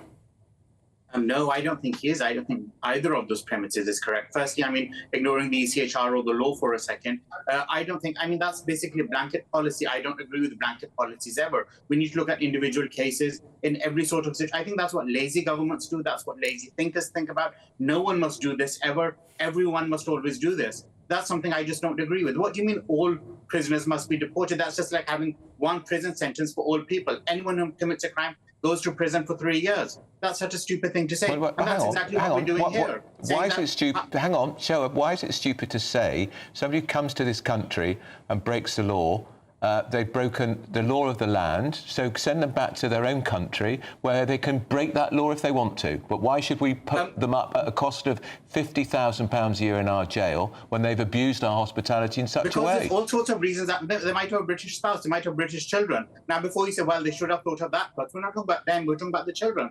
Someone might have... They should have thought about that for the children. It's a pub fight that went out of hand. They've been to prison for 7 days. They must be deported regardless of their disabled British child at home. I think that's ridiculous. Leave it to the judges, leave it to probation, leave it to others who can actually look at each case individually. I think it's ridiculous to say anyone who's been in prison for even 1 day following a criminal conviction must be sent home. I think that's such a stupid thing how many people are sent home in one day? System. And also, I think it's counterproductive because either you can spend 1 day in jail or 10 years in jail if you're going to be treated the same way. What's the incentive not to commit a crime? OK. Dave Atherton, isn't it the attitude that the judges, the elites should decide? I mean, we know we live in a judicial world, a country, but isn't that the problem? Is because actually that's very detached from what most people paying their taxes feel about the fairness. Well, indeed, I'll go one further. Let me first of all say my bar for deportation would be a 6-month suspended sentence or more. And also the other thing I would do, I'll go one further from the point of view that any foreigner in our jail that's got a 6-month suspended or actually in prison should be deported back to their original country to serve their sentence out. Now, for example, the cost of I managed to dig this up this morning. Don't ask me how. The cost of a prisoner in Albania is £3,984 a year, compared to Britain, which is £52,000 a year. Now, we'd be saving ourselves millions of pounds if we deport these people. We'd have spare space for all other real criminals that we have in this country. And I think we'd be a far happier, far wealthier country as a result. But to Shoaib's point, if that criminal has 3 children that live here at school here, can't move back, never get to see their dad, is that... You know, do you feel anything for those kids? Well, the wife and the kids can join him in the country that he came from. You know, I'm sorry, it's not my responsibility. You know, if you go out there, for example, let's take the example that somebody Britain did want to report, Adil Ray, who was one of the abusers of little girls in Rochdale. You know, the judge said at the time of his sentences, you have shown no remorse for your crime. He did not think he'd done anything wrong. Yeah. These people should not be in this country. I've read, when it comes to sort of the grooming gangs, I've read testimony after testimony from judges that the people that are in front of them have, do not feel that they have done one scrap of conduct wrong. And these people should not be in our country. No, I'm sorry. It makes me so angry. No, but that's exactly my point. What if he had shown remorse? What if he had immediately apologized? What if he was begging the police and the public? Immediately he confessed. He said, I've done something wrong. Locked me in there for 10 years. Does that make a difference or not? And that's exactly my point. Of course, it should make a difference. In any humane system, we need to look at each case separately. What if he has 3 disabled British children at home? Why should they be removed to Nigeria, Albania, India, Pakistan, where we know they will be mistreated? I'm sorry. And it's about the British children I'm talking about. Personal responsibility. Most crimes are one at a time, gentlemen. Most crimes. Yeah, Dave. Sorry. Yeah. Most crimes that are committed, violence and grooming, for example, are premeditated crimes. These people had time to think about what they were doing. When someone goes out and these grooming gangs kept hold of these girls for years and years and years. There wasn't a case; it was a one-off thing. And I've had too much to drink, and oh dear, I've been a naughty boy. This was pre-planned, this is premeditated, and they went out, with malice of intent to go and abuse girls from the age of 6 to 15. I'm sorry, these people should not be in a civilised country, and they should be in their place of birth or nationality. Shoaib, if you want to come back on that. Yes. I mean, firstly, the very first word you just said, most criminals or most grooming. Why are you saying most then? If either you're saying all or you say, because that's the policy you're suggesting, everyone. And that's my point. Every case is different. And you're saying, this went on for years and years. What if it had only happened once? Okay. What if he was chatting to an underage girl once over the internet? He got sent to prison and now he's really remorseful. But no, his children should lose their father for life. I think it's ridiculous. You must have heard that. Hang on, gentlemen. One at a time. One at a time. Shoaib, can I ask you... I want to ask you a very specific question, Shoaib. Would you deport any foreign criminals from our jails? Yes, I mean, I think some need to be. I don't think as many as we do, but yes, some could be. I mean, like I said... On what basis would they go? What basis would they go? Why would you deport some and not others? Which ones would you deport? They just recently arrived in the country and they've committed a very serious crime. They have no family ties here. They've never contributed to the country. They never worked here. And that's the thing, I think. We keep thinking about these people as if, they must be illegal here. But no, Anyone who's not British, those are foreign criminals. They might have been born in the UK, been here for so many years, just never got a British passport. You know, they might be working here, paying taxes, working for the NHS. They've got children at home. Why are we deporting them? That's ridiculous. OK, gentlemen, thank you so much. Well, and also, you know, all credit to Jonathan Brash, Labour MP, who's making it OK to have this conversation. Absolutely right. Shoaib Khan, Dave Atherton, thank you so much. Great to see you both this morning. It is a conversation we need to have. We don't have endless pots of money. We don't have endless prison cells. We need to make a decision what is right and best for this country. And Mike Parry's right. There are 10,600 foreign criminals in our prisons. Our prisons are overcrowded. This government is letting prisoners out too soon, too early, and it's £52,000 per prisoner per year. Yeah, it's a lot. Up next, Prince Harry's shock. He's resigned from the African charity that he founded in 2006 in honour of his mother. But first, if you're in search of some winter sun, let's see how those temperatures are doing in Europe.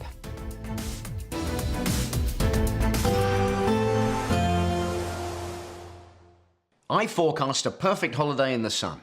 Weather looking good then? For sure, and no worries about our travel insurance. All Clear Travel Insurance sponsors GB News Travel Destinations forecast. The very unsettled weather across the eastern parts of the Mediterranean will continue for a little while yet, particularly across parts of Greece, Turkey, into Italy as well. There will be some further heavy, thundery rain to come with some more issues as a result. A bit drier further west, though, actually across much of Spain. A dry picture as we go through Thursday, but there is a band of rain out in the Atlantic, and that could spread towards Madeira as we go towards the end of the week. Otherwise, west is best when it comes to the sunshine. All Clear Travel Insurance sponsors GB News Travel Destinations forecast. Morning, here's your latest GB News weather update coming to you from the Met Office. It is a bit of a chilly start out there at the moment, and there's even a bit of fog around, but once this all lifts and clears away, we actually have a decent amount of fine weather on offer today. There will be some cloud around, but also plenty of sunshine, plenty of blue skies.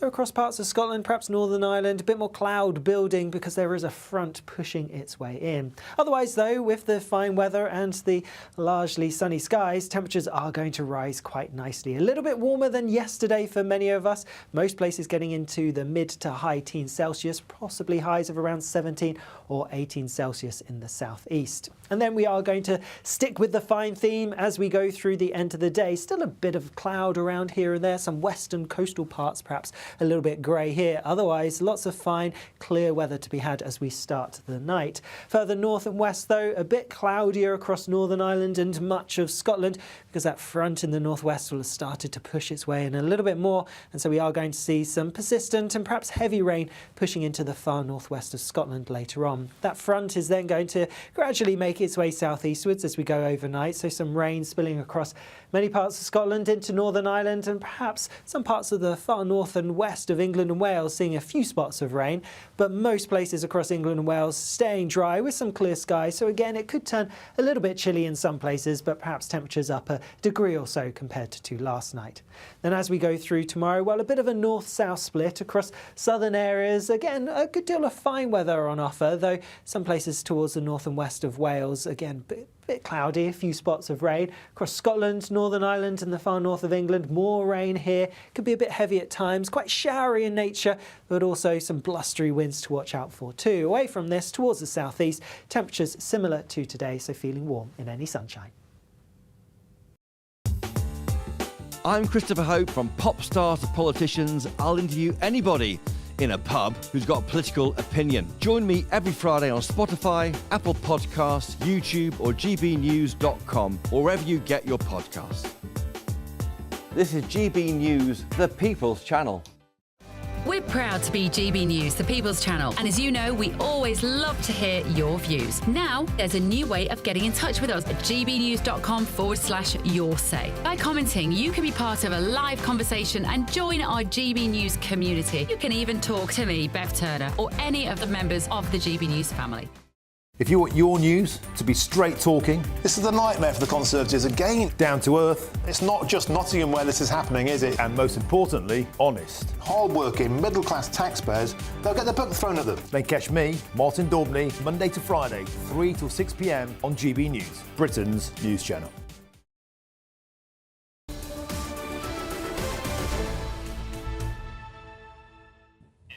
Welcome back to Britain's Newsroom with Andrew and Bev. Shall we have a quick look at what you've been saying at home?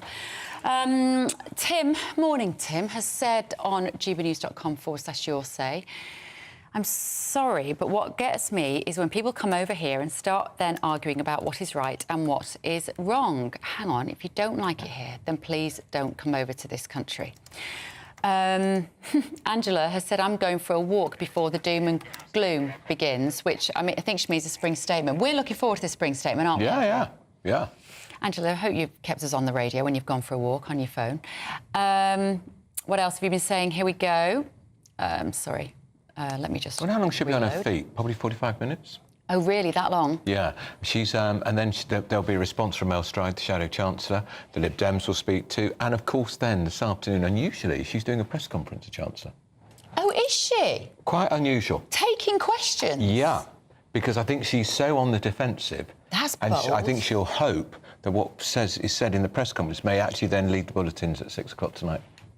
Because I think, because we know that she's not very good at the dispatch box. She sounds flat and robotic, so she'll be hoping that she performs better at the press conference. And she tends to perform better, actually, when she's responding to questions, so they're probably playing to her strengths a little bit there. Yeah.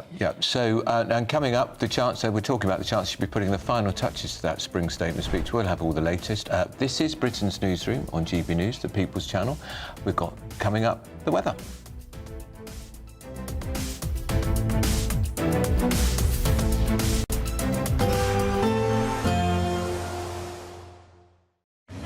Even though we'll see a cloudy start, it'll be a bright outlook for the rest of the day.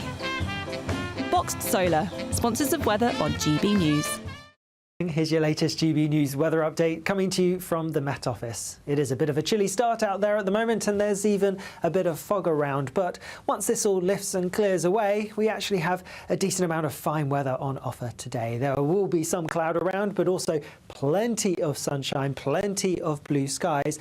Though across parts of Scotland, perhaps Northern Ireland, a bit more cloud building because there is a front pushing its way in. Otherwise, though, with the fine weather and the largely sunny skies, temperatures are going to rise quite nicely. A little bit warmer than yesterday for many of us. Most places getting into the mid to high teens Celsius, possibly highs of around 17 or 18 Celsius in the southeast. And then we are going to stick with the fine theme as we go through the end of the day. Still a bit of cloud around here and there, some western coastal parts perhaps a little bit grey here. Otherwise, lots of fine, clear weather to be had as we start the night. Further north and west, though, a bit cloudier across Northern Ireland and much of Scotland because that front in the northwest will have started to push its way in a little bit more, and so we are going to see some persistent and perhaps heavy rain pushing into the far northwest of Scotland later on. That front is then going to gradually make its way southeastwards as we go overnight, so some rain spilling across many parts of Scotland into Northern Ireland and perhaps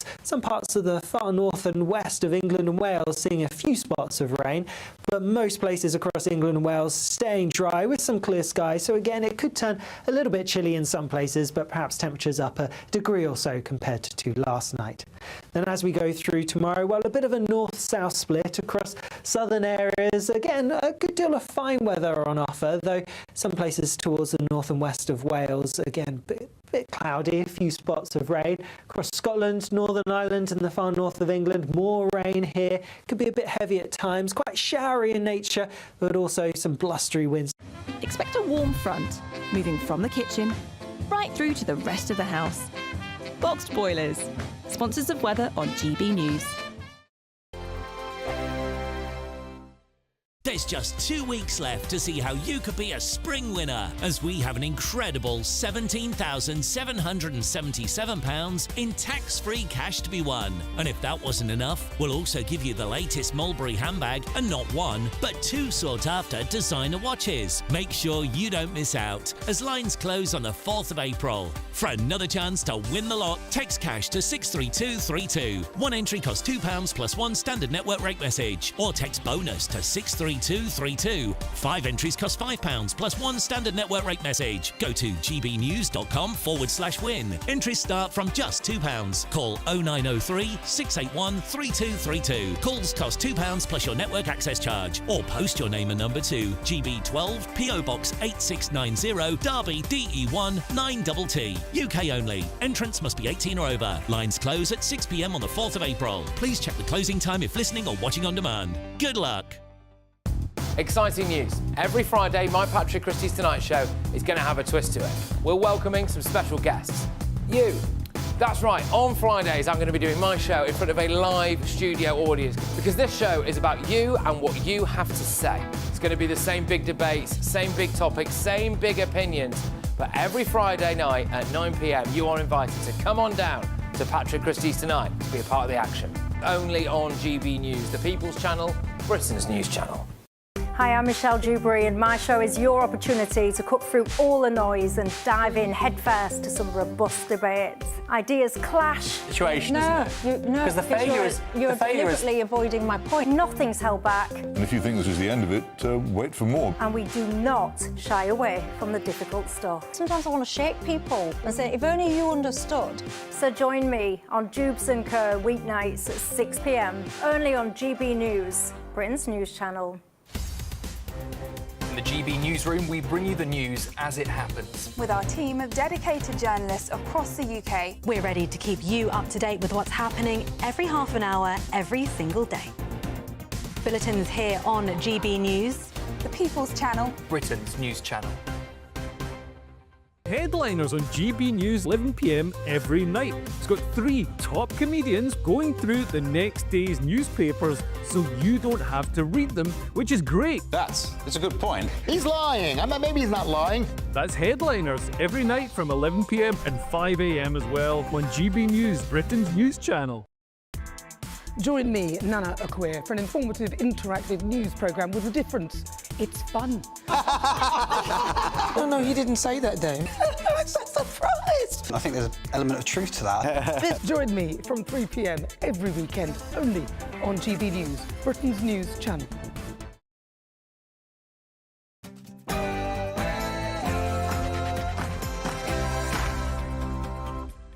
11 o'clock on Wednesday, the 26th of March, Spring Statement Day.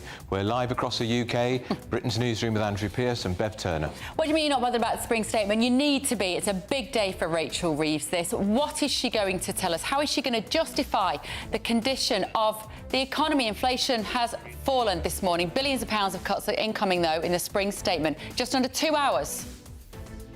Economic stability is non-negotiable. I will never play fast and loose with the public finances like the previous Conservative government did. I have returned stability to the UK economy.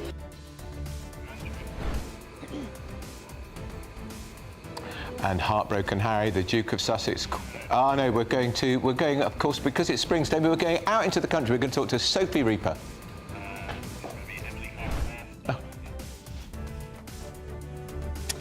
Well, I am out and about this time in Northumberland. It's a big day for Rachel Reeves, but it's potentially a bigger day for rural communities. There's a lot of anxiety ahead of this Spring Statement.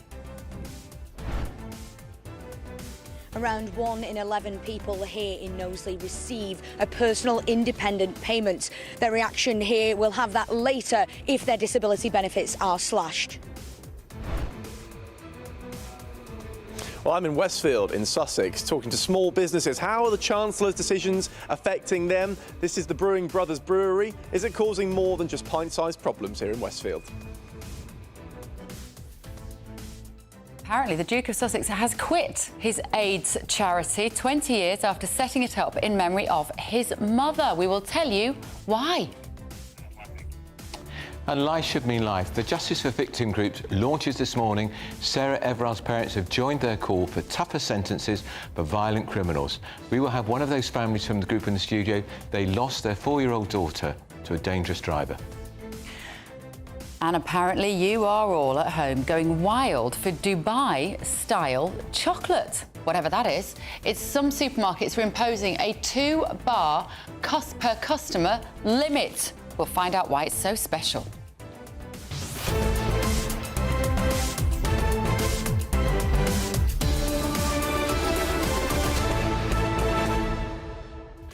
This victims group is really important. Yes. It's been set up by a Tory MP because he thinks so often when there's a court case or a sentencing that the victims come as second best. Yeah. And lots of different, well, for instance, Sarah Everard's family are supporting this committee.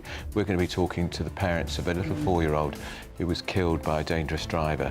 And they didn't get the justice they felt they deserved for their little girl. Yeah, I've always said some of the most moving interviews we ever do on this show, some of the most amazing women that we meet are the mothers, the grieving mothers who turn that grief into energy and try and change things. We're going to be talking to one couple this morning. That and a lot more. First, though, the very latest news with Tatiana Sanchez.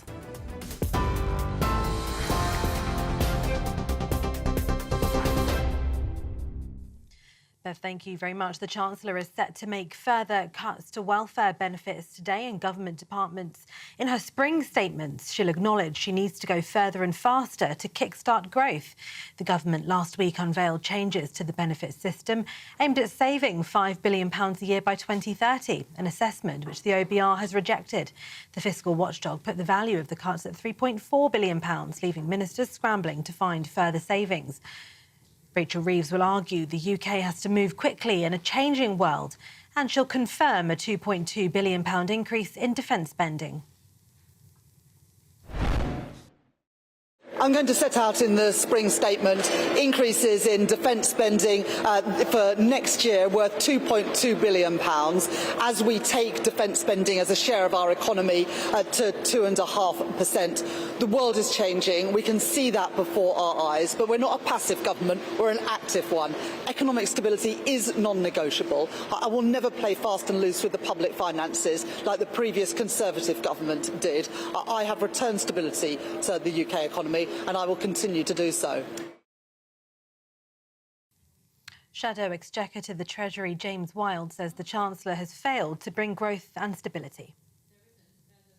Well, it all seems to be everyone else's fault but the government, who've now been in office for 9 months. The OBR didn't legitimise the black hole figure that the government has been using. It was well known that President Trump loved tariffs and was likely to win the election, and it was against that backdrop that the Chancellor imposed the biggest tax increases for a generation, massively increasing borrowing and also going on a spending splurge of £70 billion a year. That wasn't a responsible thing to do. We warned about that at the time, as did other commentators. She didn't leave herself much contingency, much headroom. That's why she's having to come back today announcing rushed welfare cuts, cuts to the civil service to try and make the books balance.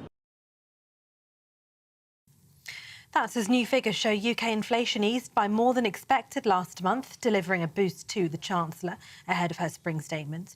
The prices of clothes and shoes fell for the first time in more than 3 years, according to the Office for National Statistics. The rate of consumer price index inflation fell to 2.8% in February from 3% in January. Most analysts had been expecting the CPI inflation to come in at 2.9% for February. Those latest figures mean the cost of living is still rising for households across the UK, and inflation remains above the Bank of England's 2% target, but at a much slower rate than in recent years. The University of Sussex has been fined £585,000 by the higher education regulator, the Office for Students, for failing to uphold freedom of speech. It follows the case of Professor Kathleen Stock, who left the university in 2021 after being accused of transphobia for her views on sex and gender issues. The OFS criticised the university's policy statement on trans and non-binary equality, saying its requirement to positively represent trans people and an assertion that transphobic propaganda not be tolerated could lead staff and students to self-censor. The University of Sussex plans to challenge the OFS findings legally. A record 30,000 migrants have arrived by small boat in Dover since Labour came to power. It follows the arrival of a further 66 migrants this morning who made the illegal journey from France. It's the 8th straight day of migrant activity in the English Channel, which has seen more than 1,700 cross since last Thursday.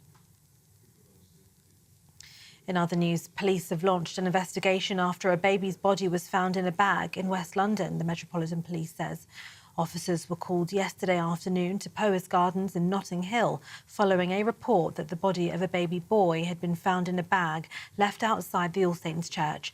Officers are urgently appealing for the mother or anyone with information to come forward. And assisted dying in England and Wales could take up to 4 years to implement instead of the initial timeline of 2. Labour MP Kim Leadbeater has proposed the deferral of 2 years, meaning it would coincide with the next general election in 2029. Ms Leadbeater said she was disappointed to propose the extension, and she acknowledged the upset felt by some supporters of the bill, but said it was more important to do this properly than to do it quickly. MPs on the committee also voted for assisted dying to be available free on the NHS. Those are the latest headlines for now. More news in half an hour.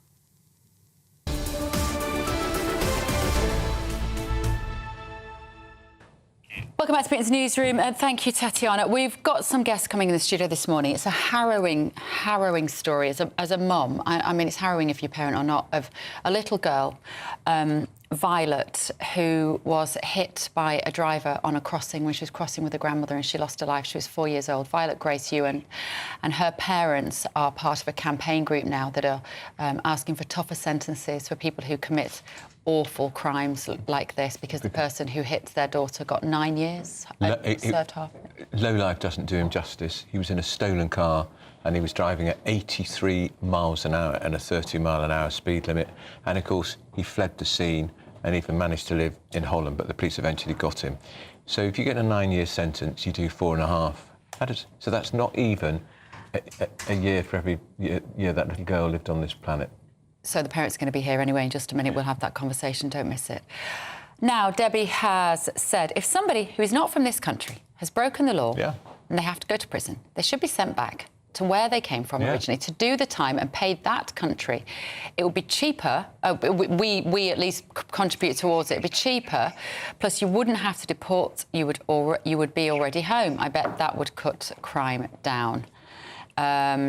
And, yeah, a lot of you agreeing on that. That was obviously this debate inspired by this Labour MP, Johnny Brash, saying that we should just deport people back to their country. If we'd had a vote on that, I reckon it would have been 97% deport them.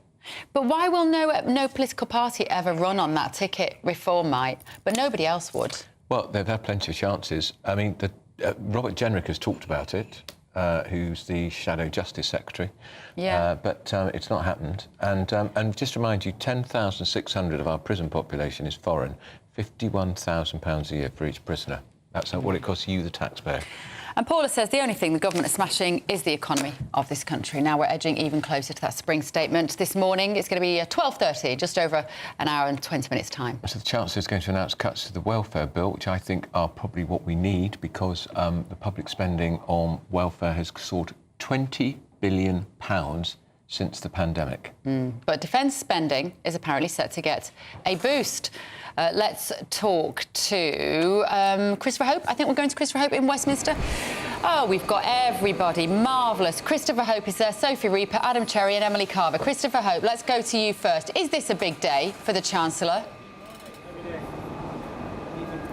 Yes, hi Andrew, hi Bev. It is a huge day. In the building behind me you'll see Rachel Reeves emerge shortly to deliver her spring statement. Now the Tories will try and say this is an emergency budget.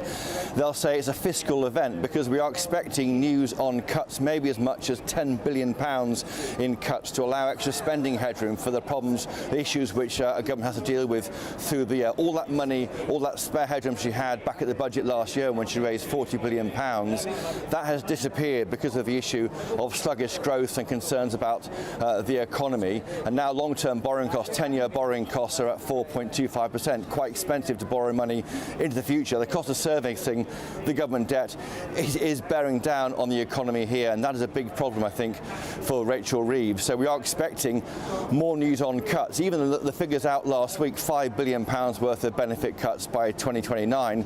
The OBR reportedly will say that is not going to be enough because many people will just exaggerate the scale of their illnesses or disabilities to get more money and to stay on that benefits treadmill. So I think there are concerns here. More money will be raised. It won't be a tax-raising official statement, more about cutting spending, and that's a big worry for millions of people. Reeves to come out of that door behind you, Chris, any sort of minute now, and I believe she's going to take a press conference. Andrew and I were discussing just earlier. Is that unusual? Yes, highly unusual. She'll come out from the building behind me, number 11 Downing Street, just there, walk to the car, she'll pose for a photograph, then walk to the car and be driven to Parliament. Then she'll give a statement around 12:30. We'll then hear from Mel Stride, the Shadow Chancellor, at about 1 o'clock, 1:15, all live on GB News. And then 4:15, we'll see a press conference from the Chancellor. I'll be there trying to ask a question on behalf of GB News viewers and listeners. And then she'll do a podcast recording. So all this is quite unusual. This government is doing things differently. Over my left shoulder, you'll see very shortly Keir Starmer leave, because before all that happens, we've got Prime Minister's questions at midday when we'll be seeing Kemi Badenoch trying to ask different questions that aren't necessarily about what's going to be announced in the spring statement. And the PM is merging now. That's the Prime Minister. If you're listening on the radio, that's Prime Minister just getting in his car. He's off to Prime Minister's questions. It will be a bit of a... It's the calm before the storm, because nobody's interested in Prime Minister's questions. What they want to know is what the Chancellor of the Exchequer has to say in her spring statement. That car's not gone yet. Was it broken down? Yes, exactly. A bit messy for the government. No. If it's electric, it's probably not charged. I think he may not be in it. I'm just looking at my shoulder. I think the other car's waiting. But the world's press are here with all these cameras trained on these two doors, and we're expecting Keir Starmer to emerge very shortly. But a big moment for this government. Their target is growth. They want to get the economy growing. But so many people, companies, are looking forward to next week when the national insurance increase comes in for employers, 2% on that. You've got the increase in minimum wage. That is great news for younger people, but it does squeeze the margins of bars and hospitality venues. Early today we heard from Adam Cherry on this show saying that he found a pub there. They've let go of 10 staff to try and cope and try and keep the prices affordable to people buying food and drink there. So big issues. And next week, of course, other big increases in bills, utility bills, TV license, everything else. There's a big increase in cost of living next week. That will have a bearing, people think, on inflation later this year. So it's not looking great for the economy, and we'll hopefully hear some more cheering news later on from Rachel Reeves. Her own personal position. It strikes me that Labour MPs are concluding that she's damaged goods, because it was pretty extraordinary to hear a rather junior minister, Matthew Pennycook, saying overtly on air it was inappropriate for Rachel Reeves to have accepted this latest theatre ticket, £280 worth of freebies, only a few weeks after we've learnt about the Sabrina, what was her name? Carpenter, £600 worth of free tickets. And the fact that MPs, ministers even, are prepared to go public and criticise suggests to me that people suggest her stock is falling pretty quickly. Yes, that was Matthew Pennycook. He's a housing minister. He said, well, I wouldn't have done it, because he was given the space to do that, Andrew and Bev, because on Monday, Number 10 told us that any decisions made about taking freebies is a matter of personal choice, personal judgment by the ministers involved. So we asked, well, does that mean that the PM is questioning the judgment of his Chancellor?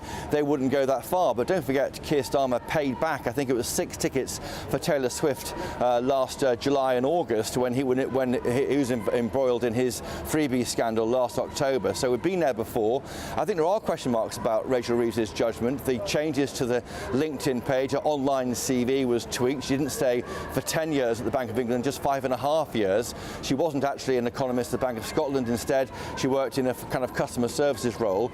And I was puzzled also that when those issues emerged with her CV, she blamed her staff, not herself. Now, whatever you think about Boris Johnson, and many people think a lot about Boris Johnson, he never actually blamed his staff for all the problems he had in Downing Street. He took them on the chin as a leader. That hasn't happened with Rachel Reeves. There are questions about her character, I think.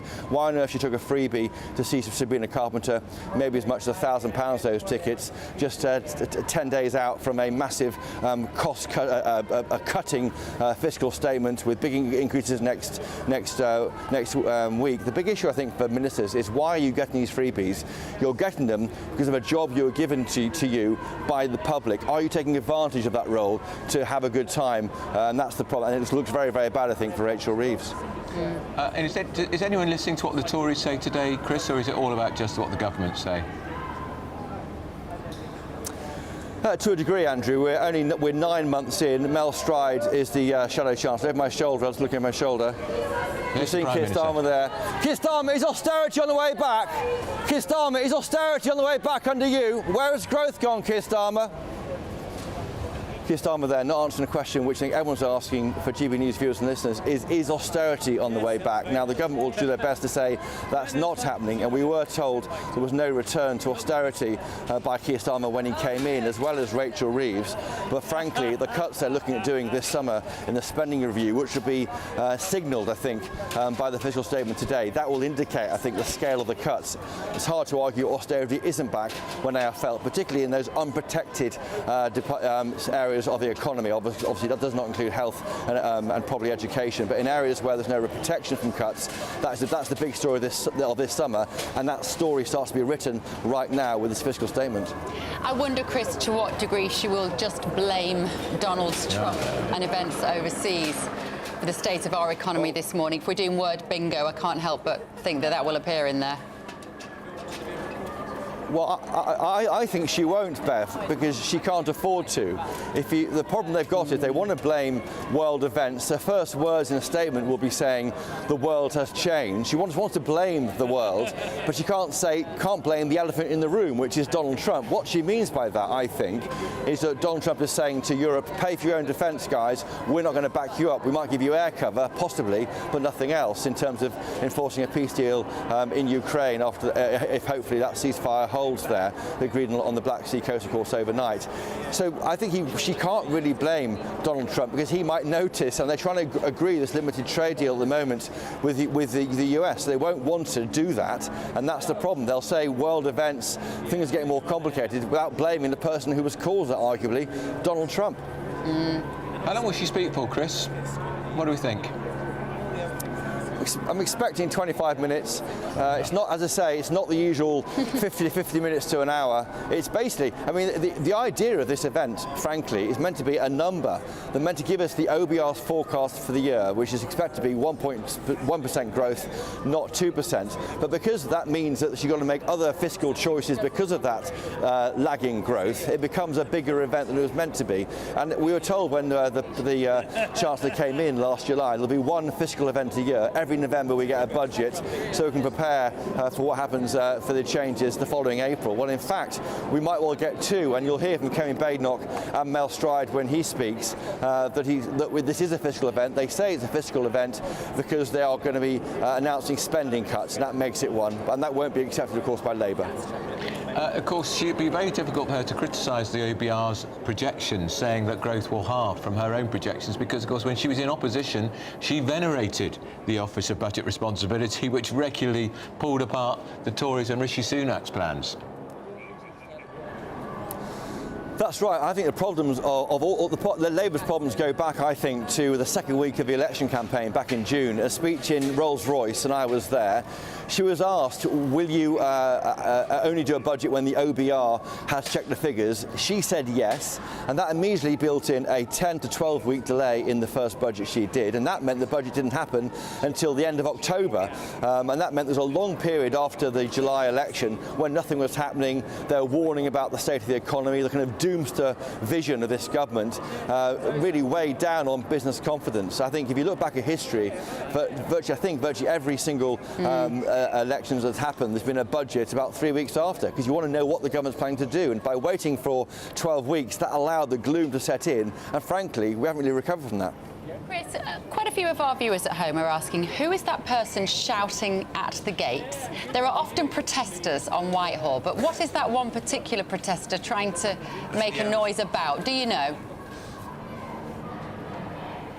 I don't know. I haven't asked them. I think it's spending cuts. I mean, it can be Israel-Palestine. It can be Ukrainians concerned about the future of the war. I think it's actually just cuts. I think you're seeing that Wes Streeting last night, the health secretary, he was interrupted at an event he gave with The Guardian by 3 protesters upset about benefit cuts. I think that's what we're seeing increasingly. This government, this Labour government, is making choices which a Tory government would have made, cutting the benefits bill, cutting the aid budget, spending on defence, cutting the civil service, even, God forbid, looking at offshoring processing for migrants. I mean, virtually everything they're doing recently, you could argue, is a Tory policy. Absolutely. Well, we're just waiting. If you're just joining us, we're looking at the door from which the Chancellor, Rachel Reeves, will emerge in the next few minutes, probably. We've seen Sir Keir Starmer leave to go to House of Commons. Of course, it's PMQs. It's a truncated PMQs today because it is the spring statement. We've got Stephen Pound and Mike Parry in the studio with us as well, gentlemen. Does this take you back, Stephen Pound, when you were an MP? It's a big moment for the Chancellor. It's her second biggest moment since she became our first woman Chancellor. Well, it always is. Everybody asks the same question because she'll come out with her team and there's 5 people in the team. You know, it's just, and they say, who's that person on the end? Who's that person? And then she'll hold up the briefcase and yeah, not today because it's not the budget. No, sorry, on the budget. It's like on this particular. And the stupid thing is, 11 Downing Street is a 4.5-minute walk from the House of Commons. Yeah. She'll get driven there. She'll get driven there. I was just thinking that's how quickly politicians get out of touch. Very occasionally, John Major would walk to the Commons, Tony Blair would do it, but not very often, because they'd argue security, but also they'd get lazy. That's awful, though, isn't it? In fact, our viewers noticed the same thing. Some people have been in touch this morning and saying, why do they get in a Range Rover when it is 4 minutes down the road? Exactly. To be honest, I've got some sympathy with that. There are a lot of nutcases around the world today, and if it became a regular thing, you can bet your life somebody would see it on the telly and think there's an opportunity there, and I can understand that, you know. I don't think the Prime Minister or the Chancellor should walk on an open street where anybody could go for them. It depends how far down do you go. If you start at the bottom and say MPs should do, as I used to do, travel on the bus, walk down the street, go to the local shop, and then the Prime Minister shouldn't. So where does the line go? Because I think there comes to a certain stage where you owe it to the public. I agree. And if you are sufficiently popular with your public, you should be able to walk from your place of work. Yeah, but there's always going to be a nutcase around, isn't there? Nutcases can get you anywhere, can't they? As long as you've got 4 security guards, you're just flanked by your team, there's no reason why you can't walk down the road. You should be able to. You should be made to. I go to Westminster a lot, as Stephen does, but those people who are milling around there are tourists who won't have a clue who Starmer is and won't have a clue who Rachel Reeves is. Hazel Blears and I used to do a lot of walk. I was Hazel Blears PPS and she was Chancellor of the Duchy of Lancaster. Very mean, not in her leathers on her motorbike. Yes, she did, Little tiny Hazel Blears. I was going to say, she's so small, nobody can notice. It was described as Blair's the bike, if you remember. Yeah, the motorbike was a bit bigger than her.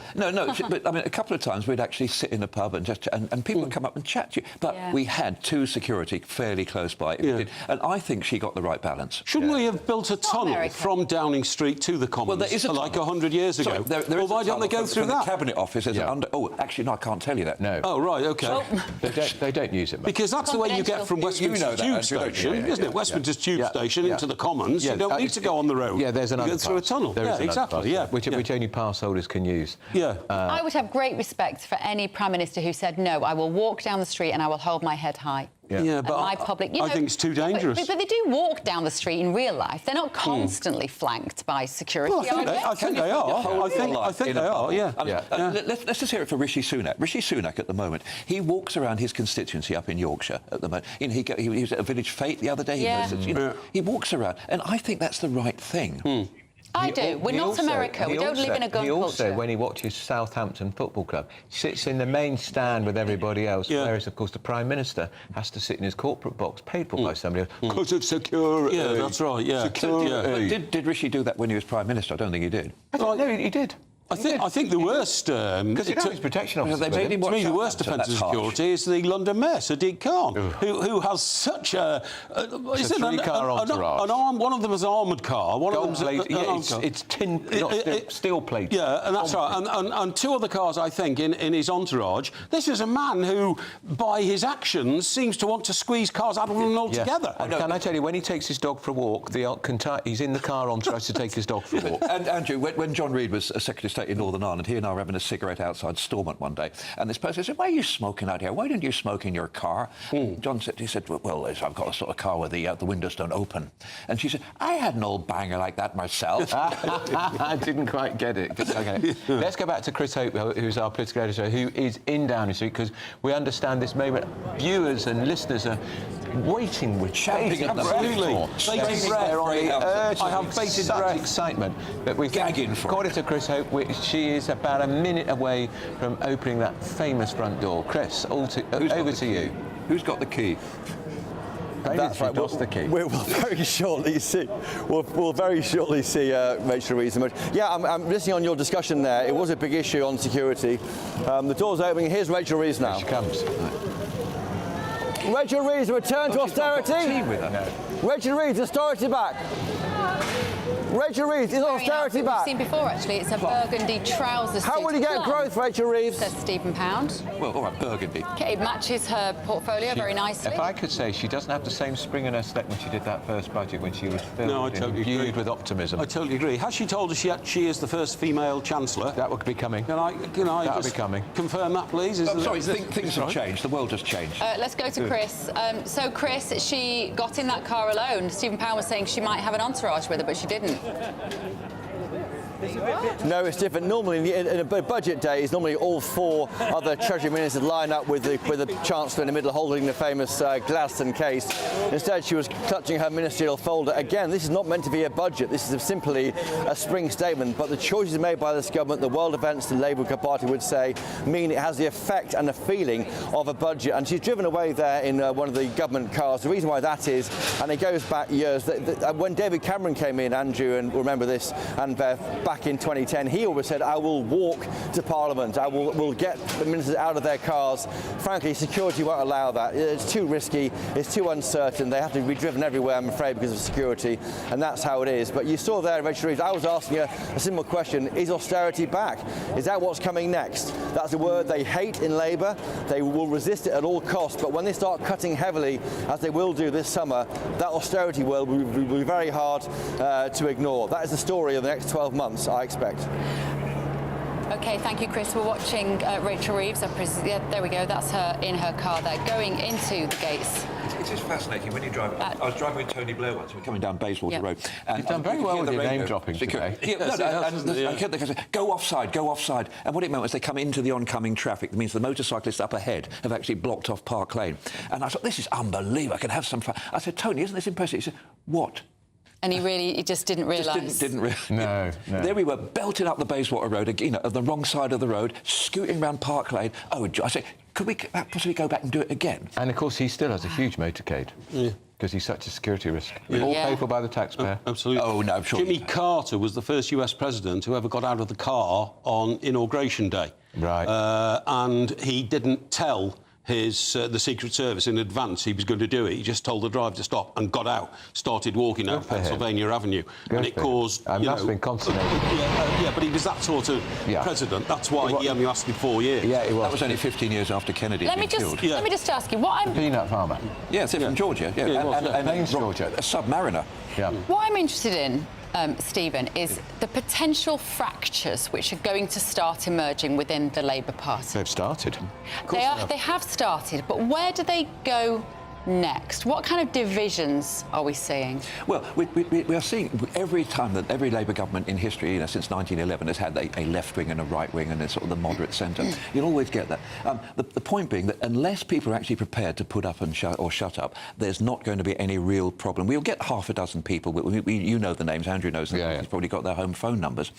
He'll be objecting. But the reality is, I think what's different this time around is we are in the era of pick and mix politics now. We've now got more independence than we've ever had in the history of British politics. So there is the potential for a breakaway party of the right and a breakaway party of the left. Well, arguably, we've got the breakaway party of the right with Reform. We have indeed. But we've got the independent Muslims forming multiply. There's 4 pro-Palestinians and Jeremy Corbyn. Yeah. I'm not sure. So the point is that every Monday night you have the meeting of the Parliamentary Labour Party. We all gather in this massive, great, Committee Room 14.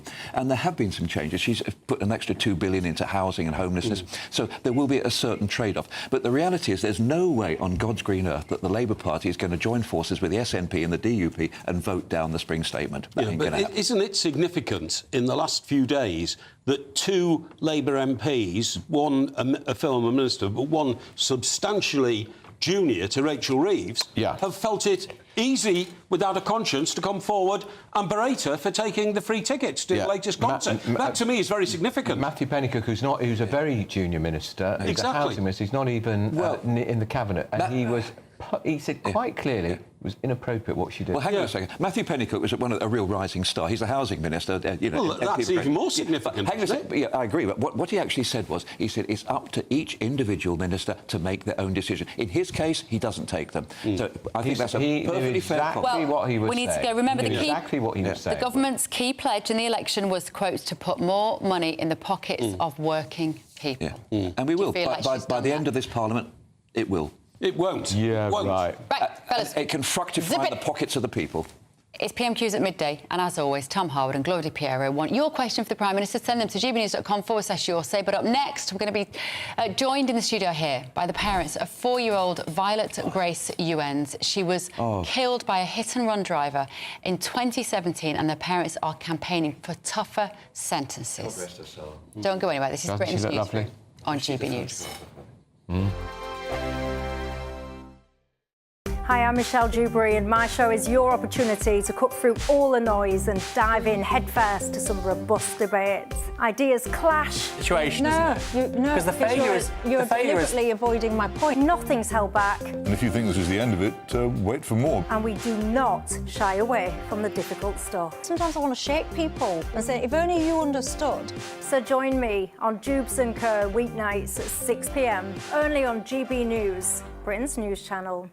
Good Afternoon Britain isn't just about us. The wonderful thing about this programme is it's about everyone watching. It's an interactive programme. Well, there absolutely is something to see here, and we're going to be talking about it more. Whether it's breaking royal news, please bring us up to date, or indeed a particularly punchy speech in the House of Commons. Very, very curious. We bring it to you live, and then we bring you live reaction as well. That's Good Afternoon Britain, weekdays from midday. Only on GB News, the People's Channel, Britain's news channel.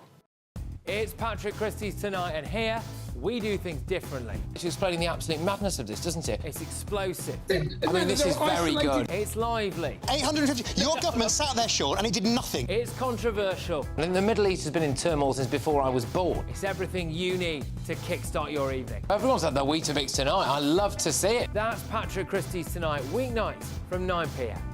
Only on GB News, the People's Channel, Britain's news channel. Join me, Camilla Tominey, for a frank and honest discussion with those in power that cuts through the spin and gets to the heart of the issues shaping our nation. You haven't confirmed that you want to stand as leader, but you haven't ruled it out either. This report basically says that he's not fit to stand trial. Is he indecisive? Incompetent? I deliver the dose of reality Westminster needs. That's the Camilla Tominey Show at 9:30 every Sunday on GB News, the People's Channel, Britain's news channel. The royal family is an enduring symbol of tradition, unity and pride for Britain. At GB News, we celebrate what makes this country great. In our new royal newsletter series, you can join me, Cameron Walker, for Inside the Palace, an exclusive look every week that takes you beyond the gates and brings you the very latest from those at the heart of the monarchy. Never miss a royal moment again. Sign up now. Go to gbnews.com/royal newsletter and get the latest straight to your inbox. Mornings don't have to be tiresome, especially if you have the right company. Wake up to news as it happens, opinion and debate, and of course, a little bit of entertainment too. Because when the kettle's on, we're on. That's Breakfast on GB News, a show worth waking up for. Every morning from 6 a.m. Only on the People's Channel, Britain's news channel. We'll spread the news, you spread the word.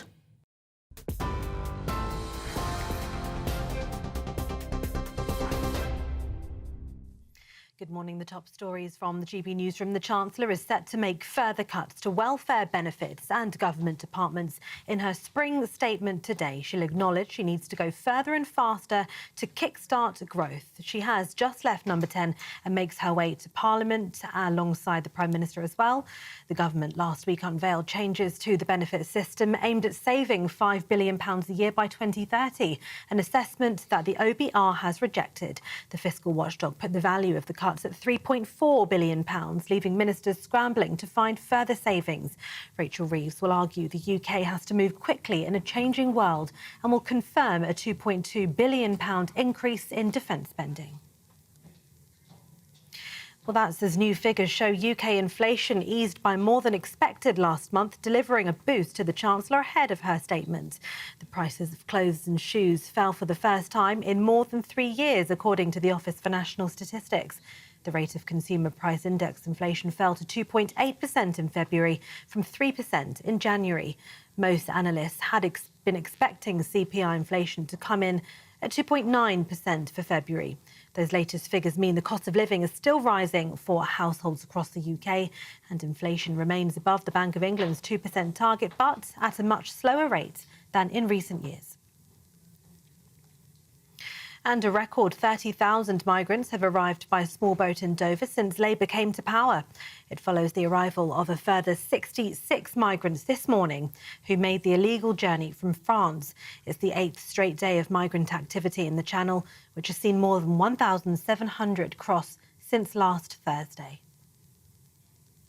Those are the latest headlines for now. More news at 1 o'clock. For the very latest GB News direct to your smartphone, sign up to News Alerts by scanning the QR code or go to gbnews.com/alerts. My Claim Group sponsors the GB News Finance Report. And here's a quick snapshot of today's markets. The pound buying you $1.2907 and 1.1961 euros. The price of gold is £2,344.52 per ounce, and the FTSE 100 is at 8,680 points. My Claim Group sponsors the GB News Finance Report.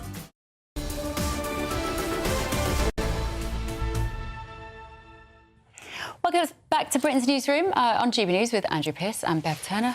Well, a crime victim group called Justice for Victims has been set up today by people who have first-hand and often shocking experience of serious crime.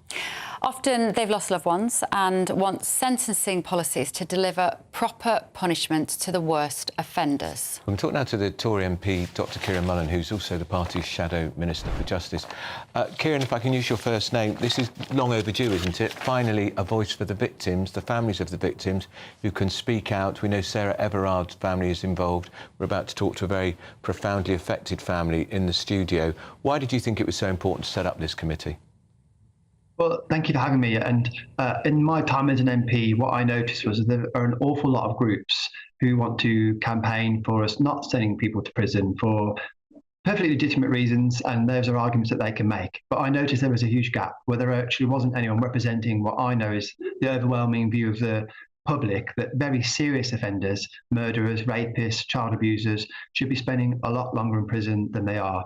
And the Everards actually are supporting us because, in their experience, the person that brutally murdered their daughter, Sarah, he got a whole life order. So he's never getting out of prison. And that really, they felt, brought a lot of dignity to their circumstances. They felt it respected Sarah's life. But what they recognised was that so few people get that. Many other people will see the killers of their loved ones eventually get out of prison. And I don't think that's right. And I'm delighted that this group feel the same way. We hear all the time the judge says life with a recommendation they serve 10 years. It's not life at all, is it? Yeah, and actually it often gets reported as jailed for life. You very often will read in a newspaper someone's been jailed for life, so the public might think that they're never getting out. Overwhelmingly, they do get out eventually, and I think that's an insult to so many people who've lost a loved one who's never coming home to them. These people get to go home, but the person they've killed never does. Yeah. Thank you so much, MP there. Shadow Minister, in fact, for Justice, Dr Kieran Mullen. We're joined now in the studio by Becky and Glenn Ewens, who tragically lost their 4-year-old daughter, Violet Grace, at the hands of a dangerous driver. And in that same incident, Becky, your mum, because Grandma was taking Violet Grace crossing the road and got hit by a driver. What speed was he doing? So it was 3 p.m. on a Friday. So, you know, they were crossing at a crossing and a stolen car came at 83 miles an hour, driven by Aidan McAteer and Dean Brennan, the passenger, at 83 miles an hour in a 30 zone. Violet was thrown 50 metres up in the air, up the road, and it was actually her anniversary yesterday of when she died. She, you know, went to hospital and sadly, you know, she had brainstem death plus other injuries. And yes, sadly passed away and donated her organs on the, on the 26th. It was Mother's Day that year, so she donated her organs to save the life. And the monster who was driving that car got 9 years and 4 months. How did that make you feel? Well, he did. On the face of it, he got 9 years and 4 months, but actually he got discounts for pleading guilty, even though within 3 hours he was on a flight to Amsterdam because he wanted to go and clear his head and smoke some weed. He somehow made it from Holland to Alicante, Spain, before being arrested nearly a week later at Manchester Airport on the tarmac. So how is that pleading guilty and owning up to what you've done? Yet you get a discount for that. Then they serve half in prison, half on licence. So actually, he only served a couple of months more than what Violet was alive. Glenn, this is 2017 when this happened. You have 2 other small children, but what has the impact been on your life, and how might it have been different if you felt like justice had been served? I think for us, and this is one of the reasons we're campaigning for us, I don't think any sentence would have been enough. But what we're trying to do with the campaign is what would have made us feel better if we would have felt protected and looked after as victims. You know, we were in court, we were told we get to write what's called a victim impact statement, where it's supposed to be you as a victim, how this crime has affected your life. We were told we had to edit it. We were told we couldn't call him a child killer, which he was. He'd already pled guilty to, but wasn't sentenced, so we weren't allowed to call it him. Becky wanted to talk about all of Violet's injuries. We were told we weren't allowed to do that because it might upset him in court. It might... Hang on, might upset who? The killer? Aidan McAteer and Dean Brennan might upset them in court because we have to keep it as a level thing and stuff. No, so already, as victims, we were feeling this is supposed to be a victim impact statement. This is supposed to be us telling you how the court and the judge, so we can sentence properly, how it's affected our lives. So already we were told not to expect that. Before that, we were already told by the CPS not to expect double figures.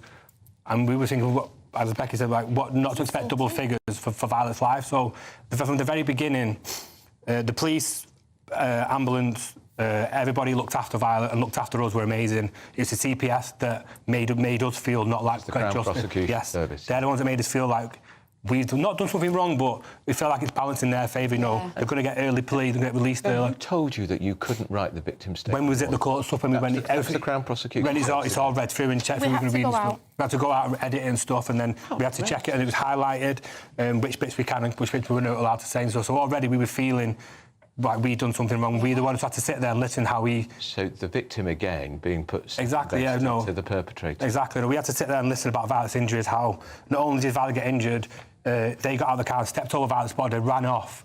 And the dentist and passerby who was trying to help Violet, seeing them coming back and thought they were coming back to help, but actually they retrieved something from the car and then ran off again. You know, Dean Brennan had already been out of prison for 3 months already, so he couldn't get in it, so he went to Scotland. Aidan McAteer went and got his passport and was in 3 hours on a flight, as Becky said, to Amsterdam. In his own words, he said he didn't know he'd run anybody over, but he wanted to go to Amsterdam to smoke some weed and clear his head. If you just crashed a car, why would you have to do that? And he stood over your daughter. He stepped over Violet's body. Like she was rubbish in the road. And to me, I get that justice is about rehabilitation, but before you are rehabilitated, you need to face up to what you have done. You know, you've taken somebody's life, you have destroyed a little person's life, plus the whole family and friends that love them. Nearly 4 weeks after Violet died, I as her mum, because I wanted her to be right for her onward journey, had to do her makeup. And to see my baby decomposing, I've done things that no mum should ever have to do. And it's their fault they did that. They should be made to see what they have done. What penalty did the passenger He got 6 years and 8 months. Again, which is halved, and like you were saying before about life sentencing and stuff, and the sentence to this, what a lot of people don't realise, when you see something that someone is sentenced to this, unless it's a full life term or a minimum tariff, every sentence you see is automatically halved. And then they get time off for good behaviour and stuff as well. And the thing is, somebody behind the wheel of a car, it could just well be behind a machine gun. Well, it's a lethal weapon if you're driving it at 83 miles an hour. At that kind of speed, that is not an accident at that kind of speed. They didn't have a licence between them. No. Tell us about your mum. So, how's she getting on? So my mum, like, you know, before it, she was quite active. My mum was a nurse. You know, she'd retired, looked after the 2 children. Her life's destroyed now. She nearly died as well. She had injuries top to toe. She's got, you know, severe, you know, mobility issues.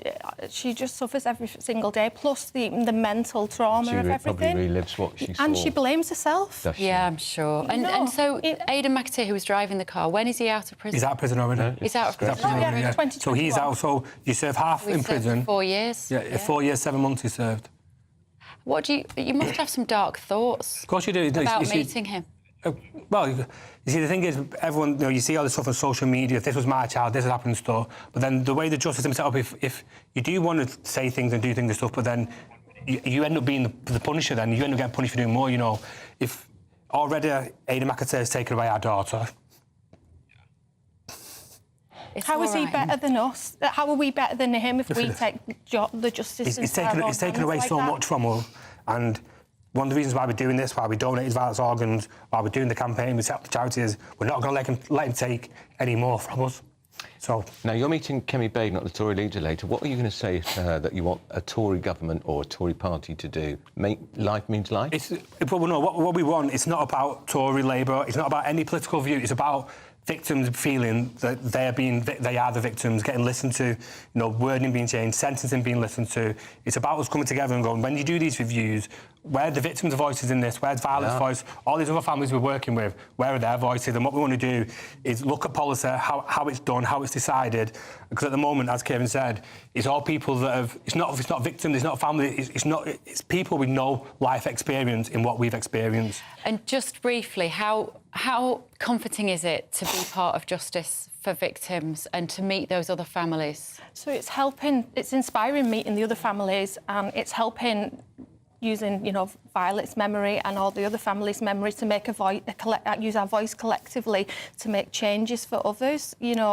Our justice system can be seen as quite a soft justice system. That needs to change because otherwise the victim's voice needs to be heard, and there is no deterrent. If there's no deterrent, people will continue to commit crime. And just when you've got two little ones now, is the temptation to completely wrap them in cotton wool? Yeah. Absolutely. I think the hardest part about losing a child is learning to live for your other children. Yeah. And that's the really difficult part about it, and that's what we've had to learn to do as individuals and also as a couple as well. It's nearly destroyed our marriage. Of course. For many people it does and stuff, and it's about finding justice now it's never going to change the impact of Violet Sensen and Aidan McAteer. It's never going to change anything for them. But for families, we want them to know that going forward, we're with them, we want to support them, we want to give them a voice that we never had, made them feel they're supported like we wasn't by the CPS. Yeah, and we also just want to say Sarah Avard's family are involved as well, because they got a satisfactory outcome. And we're not saying we've got all the answers. We're not saying we know how to change things or what we need to do. What we're saying is, by us all working together, having families that have not been supported properly, not feel like they got justice, a family that feel they did get justice, we can bring balance to our group and then hopefully go to Parliament with policy, change the policy and bring balance to it. Because we're not going to change everything overnight. It's going to take time, but we need to do it properly and make sure that victims are listened to and understood and made to feel like they're victims. Very good. Well, look...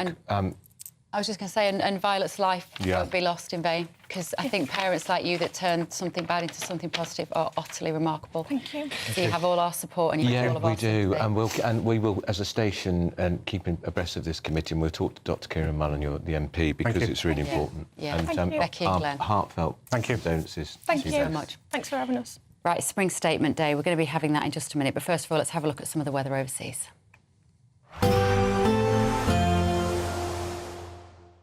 You're looking happy. Well, the forecast looks good. So you've sorted the travel insurance then? All Clear Travel Insurance sponsors GB News Travel Destinations Forecast. The very unsettled weather across the eastern parts of the Mediterranean will continue for a little while yet, particularly across parts of Greece, Turkey, into Italy as well. There will be some further heavy, thundery rain to come with some more issues as a result. A bit drier further west, though, actually across much of Spain. A dry picture as we go through Thursday, but there is a band of rain out in the Atlantic, and that could spread towards Madeira as we go towards the end of the week. Otherwise, west is best when it comes to the sunshine. All Clear Travel Insurance sponsors GB News Travel Destinations Forecast. Hello, I'm here with your latest Met Office weather forecast for GB News. Plenty of fine, warm weather on offer as we go through today, but there will be some rain pushing into the northwest later. That's because we do have an area of low pressure somewhere towards Iceland, and an associated front is heading our way. But for the time being, it's high pressure that is firmly in charge, and it's this high that led to, well, some chilly temperatures overnight and even a bit of fog first thing. But all that has now cleared away, and as a result, we have a fine picture for much much of the country with a good deal of blue skies. Under the sunshine, it is going to feel pretty warm. Temperatures rising mid to high teens for most of us, 17 or 18 Celsius perhaps in the southeast. Also around some eastern parts of Scotland could get into the high teens. Later on, as we go through into this evening though, we do have that front pushing its way in. So towards the Outer Hebrides, we're initially going to see some rain arriving, and then that rain gradually pushing its way further southeastwards across Scotland as we go through the end of the day and overnight.